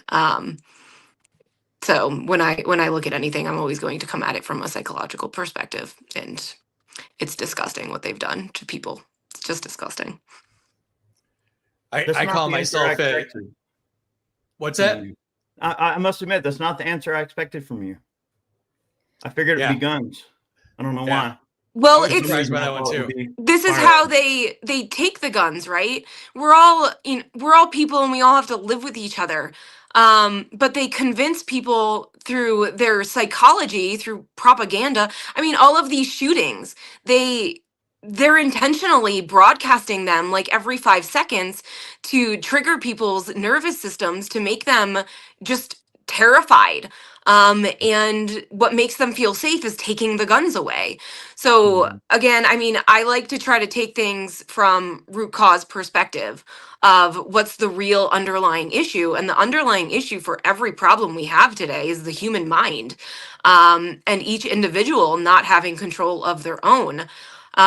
Because then what it does is puts people into a situation where they're wanting to take guns away, where it's okay to tax people because it's feeding the poor, or oh, we're gonna go fight Russia because they're our enemy. All of those other options, they really come down to people's minds being controlled by the government. Yeah, that's a All great right. point. I never really would have thought to look at it that way. All I'll add is that our founding fathers made a grocery list, okay? And they were like, hey, what's the first thing on the damn grocery list, right? When you go to the grocery store, you're never going to forget the milk and the bread, the really important building blocks of what you're trying to create in your meal, right? And they realized, they were like, man, this freedom of speech thing is a huge deal, right? We want to be able to, hey, that's the first damn thing on the list. Freedom to say whatever you want, blah, blah, blah. And they're like, well, how do we make sure that we can say what we want without fear of consequence? Well, let's make sure everybody can have guns, right? So I think the two are very well connected, the psychological war and the physical war. And I think that our founding fathers were very brilliant in that they were very crafty when they're like, to put those two things at the top means that they're the most important, because it means they thought of them first. Yep. Totally agree. And I just want to add to what Barbie said, that it's not even the shootings that they're broadcasting, but it's also the fake ones. Like, we had a member of Congress, I think it was Nancy Mace, that was like live tweeting when the guy on campus had the umbrella. So like, that wasn't even a shooting. That was like, an active shooter situation that they're live tweeting. It was a guy walking around campus with an umbrella. Like, I mean, it's just absolutely insane what they're doing. So I think you talked me into this, Barbie. So good answer. I All agree. right. One more question each. Maj, to you, which group needs training the most? Women, students, teachers, seniors, or veterans? Man, this is an actually very difficult question, but before I answer it, right, I get what Barbie's saying in relation to the propaganda being the base. This is the reason why government will work tremendously closely with, or maybe even own or have backdoors to all of our social media platforms. Because we need to influence the mindset of people to even prime them for accepting of a particular thing. Whether that means we as the government are going to hire this person, or go through a PR firm to hire this public speaker to say a thing to get the public perception to be a particular thing. And when you're to E's point about, we're going to what is first, ABC, airway, where's the whole, what I think propaganda is that thing for the government, because they'll utilize private entity to influence the mindsets of the people to get around their restrictions on them via the First Amendment. You can't necessarily attack me as government for the things that I say on platforms or in places about government, but you can go out of your way, Zuckerberg, or Biden administration, to get Zuckerberg to limit the speech in the town square. So I think those things are part and parcel.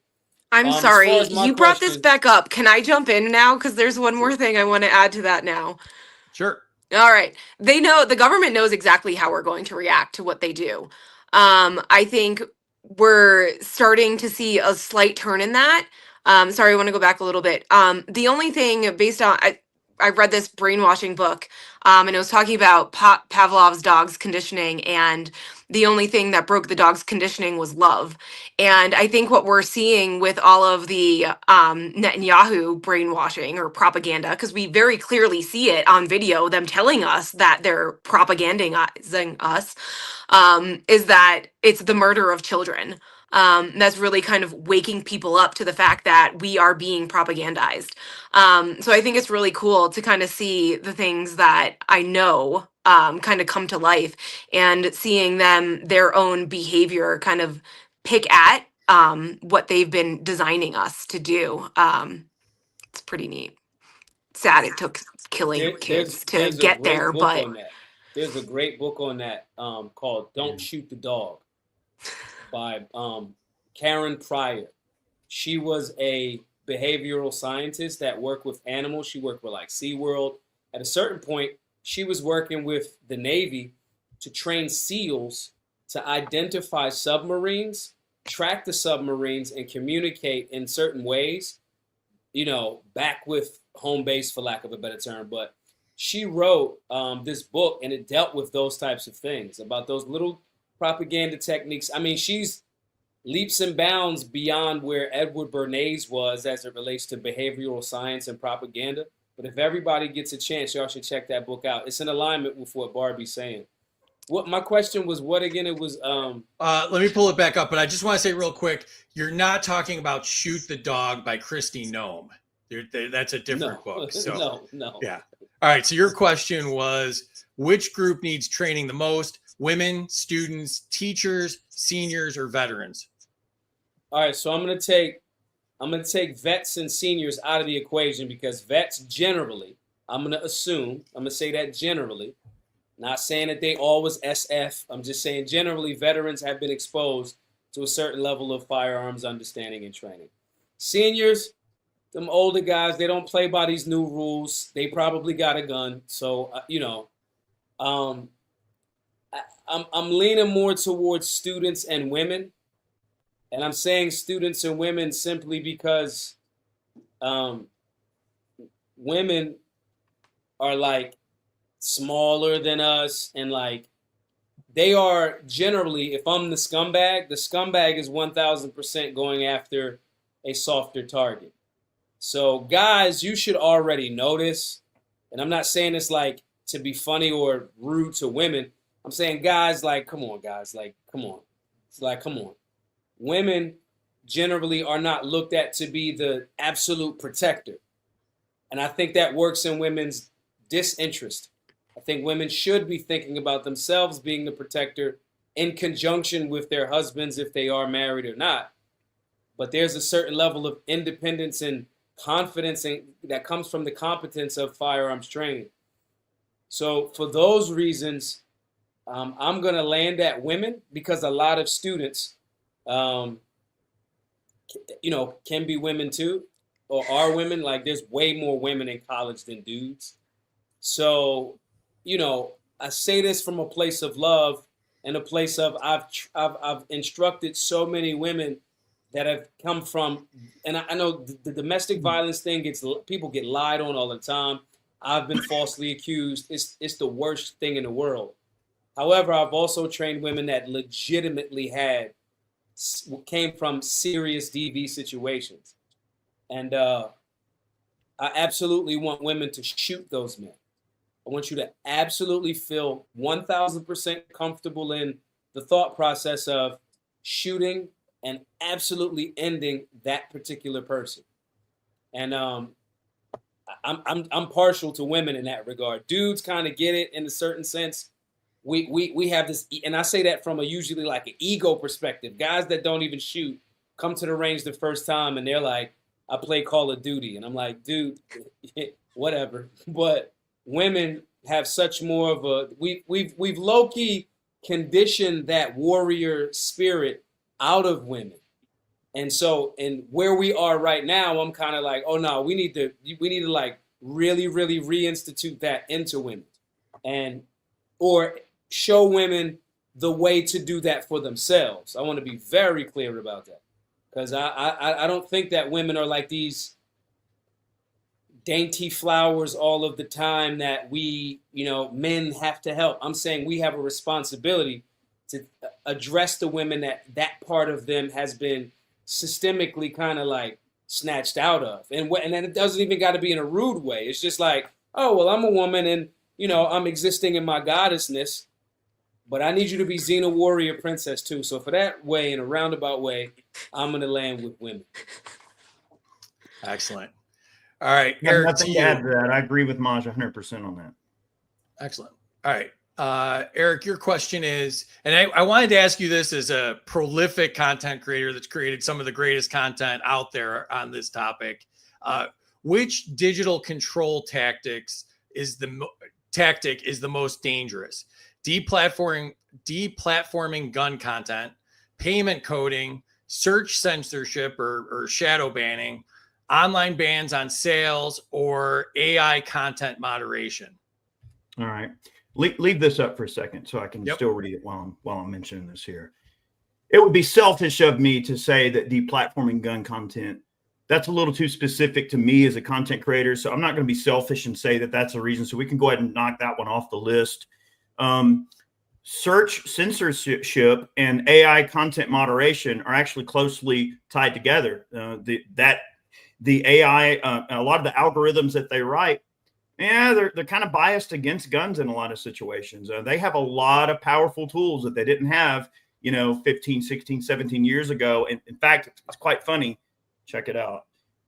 This is my OG cyber shot. All right. It's a 7-point megapixel. Oh yeah, boy. I've been making YouTube content a long damn time. All right. And back then, it was a little bit easier to get discovered. It was a little bit easier for generally anybody, no matter who they were, to gain a following and to just for people to be able to search and find what it is they're looking for. Remember, y'all, YouTube, first and foremost, is a search engine. That's important, right?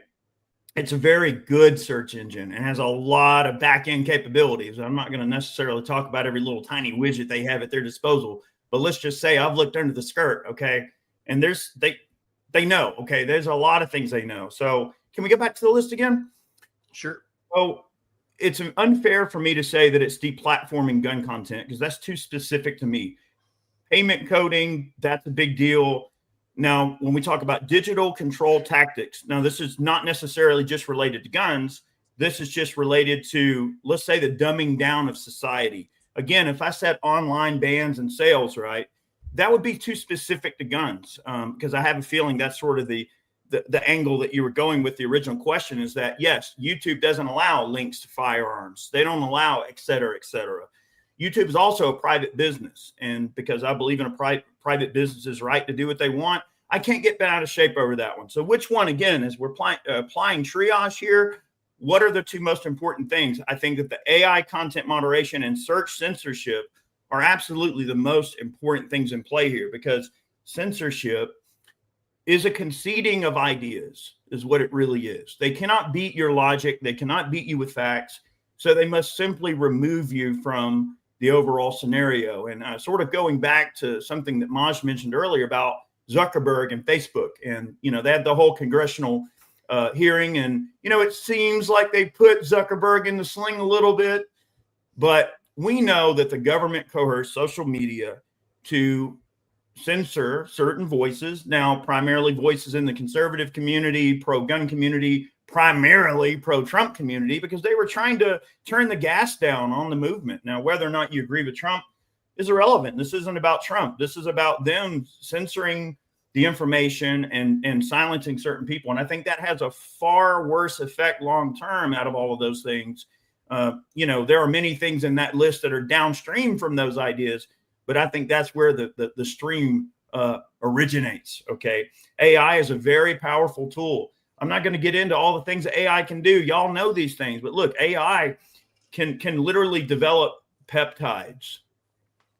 AI can develop medicines that make it where you don't have to exercise anymore and still get gains. How scary is that? Imagine being able to take a pill and you burn fat and gain muscle with very little physical activity. You know, very soon people are going to be able to take a freaking pill and be in shape. And that's because of AI and how brilliant and how advanced that shit is. So if they can make a pill that is exercise in a pill, imagine what they can do to your search results. That can greatly, affect the way that you view a certain topic. Maybe your stance on guns. All right, let's say in the vein of guns, since some of these questions seem to be centric to guns, then yeah, they could certainly point you purposely to information that is biased against you liking guns. And that is way scarier.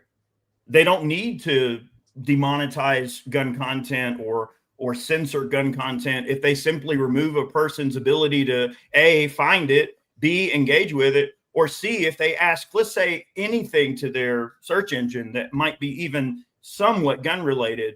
Is that to say they're not going to get pointed to the anti-gun stance first? That's pretty dangerous. Agreed. All right. Last question of the night to Barbie. Which restriction makes women the most vulnerable? Waiting periods, age limits, magazine bans, handgun rosters, meaning the states that only allow you to buy certain guns that they've approved, or ammo background checks? Waiting periods. I mean, clearly all of them have an impact, but I think the majority of women, this is pure speculation, don't quote me on this, I don't have a source, but I think the majority of women, when they go get a gun, they're doing it because they have some reason to be fearful and a need to protect themselves. And when they can't get it at that time, that leaves them open for those days. In Colorado, it's 3 days that we have to wait. That's 3 days that someone's life is in imminent danger. You don't always need 30 rounds. What else was on there? Some magazine limits, age limits. I mean, age limits aren't women specific. Magazine bans. I mean, if I can reload fast enough, I'm good here in Colorado at least.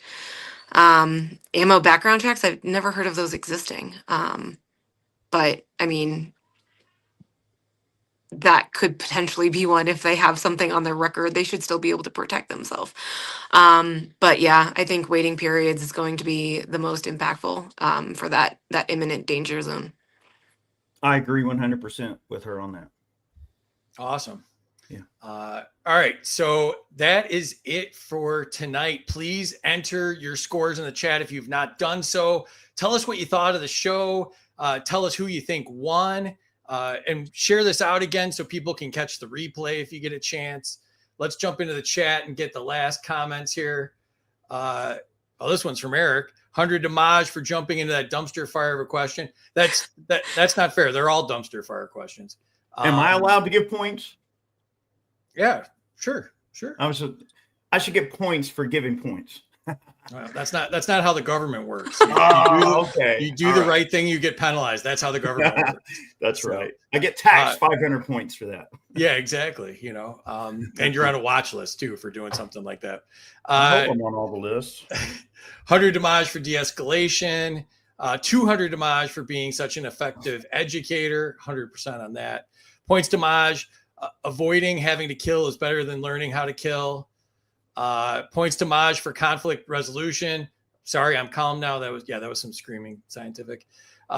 Points for anti-red flag laws. Points to Maj for realizing conflict resolution can avoid all the other BS.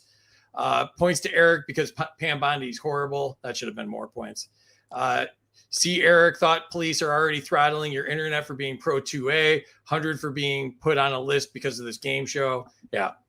That's part of the service we provide. Points to Barbie for objectively corrective answer. Arm the women. 100 to Barbie's dream question. 100 to Barbie for the gun registry being awful. 100 to Eric. I can tell you exactly why anti-human rights trump chose to be an anti-human right, or chose an anti-human rights AG. Points to Barbie for firearms being the best choice. Points to Barbie, registries are crap. Government uses intel to indicate violence. Points to Barbie, chicks dig firearms. Negative to Eric for thinking libertarians have jealous exes. Points to Barbie for resurrection. I knew somebody was going to get on that one. Minus 100 to Barbie, because if they take your guns, you have no chance to repeal any registries. Points to Barbie, government is a gang and statistically the deadliest one. Points to me for the Indiana Jones reference. I'll take it. Points to Barbie and Eric for the spirited discussion, red flag versus registry. Points to me for the 5D game show. That's the service I provide. Yeah. Points to Maj for ammo talk. Laura it is expensive. Points to Maj for free training. I mean, that's, people don't get how big that is and where their money's going and how important that is. There's no way I'm going to donate if your house is that nice, Maj. And then Terry jumps in and said, no, that's not Maj's house. And then puts the link to Give, Send, Go /solutionary. 100 to Eric. If you need a license, it ain't a right. To hell with mandated licenses. Thomas is here. Points to him for being here again. Yeah, Thomas is awesome. Points to me for having a podcast you're interested in. I'll take it. Points to Terry for always being sweet, except to free. Yeah, she shouldn't have to do that. Actually, she's paying for a subscription, so she's being even sweeter than usual.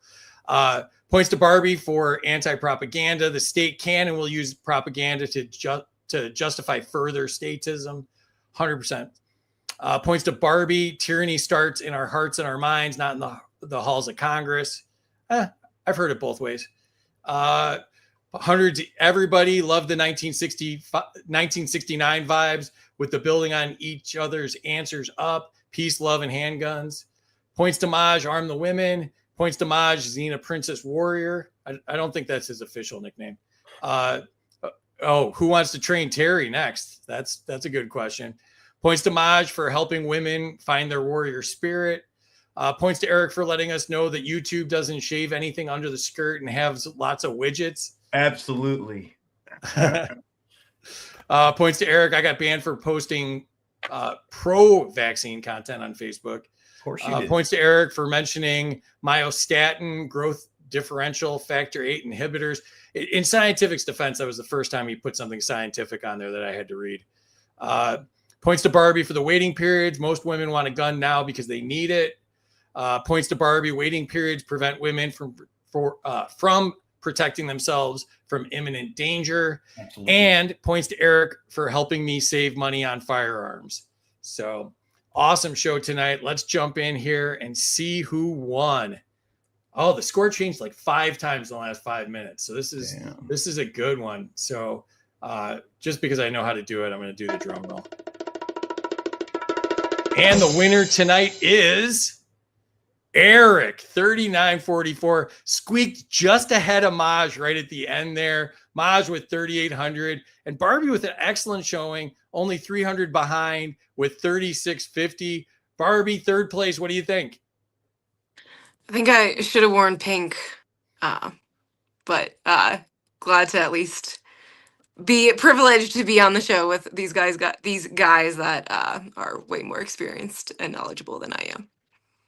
And I want to throw up here that you can, well, I guess I said that wrong, but you can follow Barbie on X, all is good 007. She's absolutely awesome and a fun follow. And I followed her for a long time. I still remember the day you followed me back and I was excited about that. So appreciate you as a friend and really appreciate you doing the show. Hope you had a good time. Second place was Maj. Maj, what did you think? Second time on the show. Oh, it was wonderful, man. I think everybody that watched and tapped in got like a legitimate crash course in liberty, a crash course in firearms ownership. I feel like everybody can leave here with a different respectful disrespect for the government. And I think that it's coming from people that are steeped in their lanes of knowing what they're talking about and have a legitimate reason and can back up why you might want to have a little bit of a limited government perspective on life at the minimum. So I think everybody got a lot of good stuff out of it. It was always fun. I love it. some of them questions, bro, I was just like, which one do I want to get rid of first? I saw a meme where somebody was like, one's gotta go. And it was like the ATF, the IRS, like the CIA, the NSA, and I was just like stuck. So some of those questions were like that, but it was great. I had a great time as always. And let me throw your contact up on the screen. Talk us through this and tell us where everybody can donate to you. Yeah. Everybody. So again, we need about 460, and I say this in $100 donors, just because we can cut down a big chunk at a time. Basically, $46,000 left. We buy our building. We keep the classes free to all. Everybody that donates at the $100 level, you get access to Solutionary University. On Solutionary University, you have firearms basics modules, stop the bleed, understanding imminent threat, and civics, as well as we do your macros. We give you meal plans, workout routines, shooting drills. Basically, what we do is at Solutionary University, we want to run a person through. They can have a better understanding of civics and liberty. They can understand how to solidly handle and manipulate firearms. They want to understand the civic reasoning for why the Second Amendment and the Constitution is so important. And we want to get them healthy as well. And so there will be other classes, Bitcoin. We have some financial stuff, all of those different things coming. My point is, everybody that donates over the $99 or more, you automatically get access to Solutionary University and all of those videos. They come to you. You watch them at your own leisure. It's not like a rushed class. The curriculums come directly to your email. So we want to give people that donate a little bit more, $100 or more, we want to give them lifetime access to the university. All of our actual classes for the last 8 years have been based on voluntary donation. So if there's been an in-person class that you've seen us at, it is 1,000% been because of voluntary donations, again, to offset that financial barrier to entry, especially for beginners. So we're just asking everybody, man, go to givesendgo.com/solutionary. It's right under my name right there, right? Go to the site. If you got some value, if I was able to do that for you tonight, please support the work. We want to buy this building. We want to do it. Obviously, we're based in Philadelphia, which is the birthplace of America. We want to have one location that we can show that, like, hey, this is being done. This is what we're doing with this building. And then the ultimate goal is to try to have one of these solutionary centers in most of the major cities in America. But we got to start with one.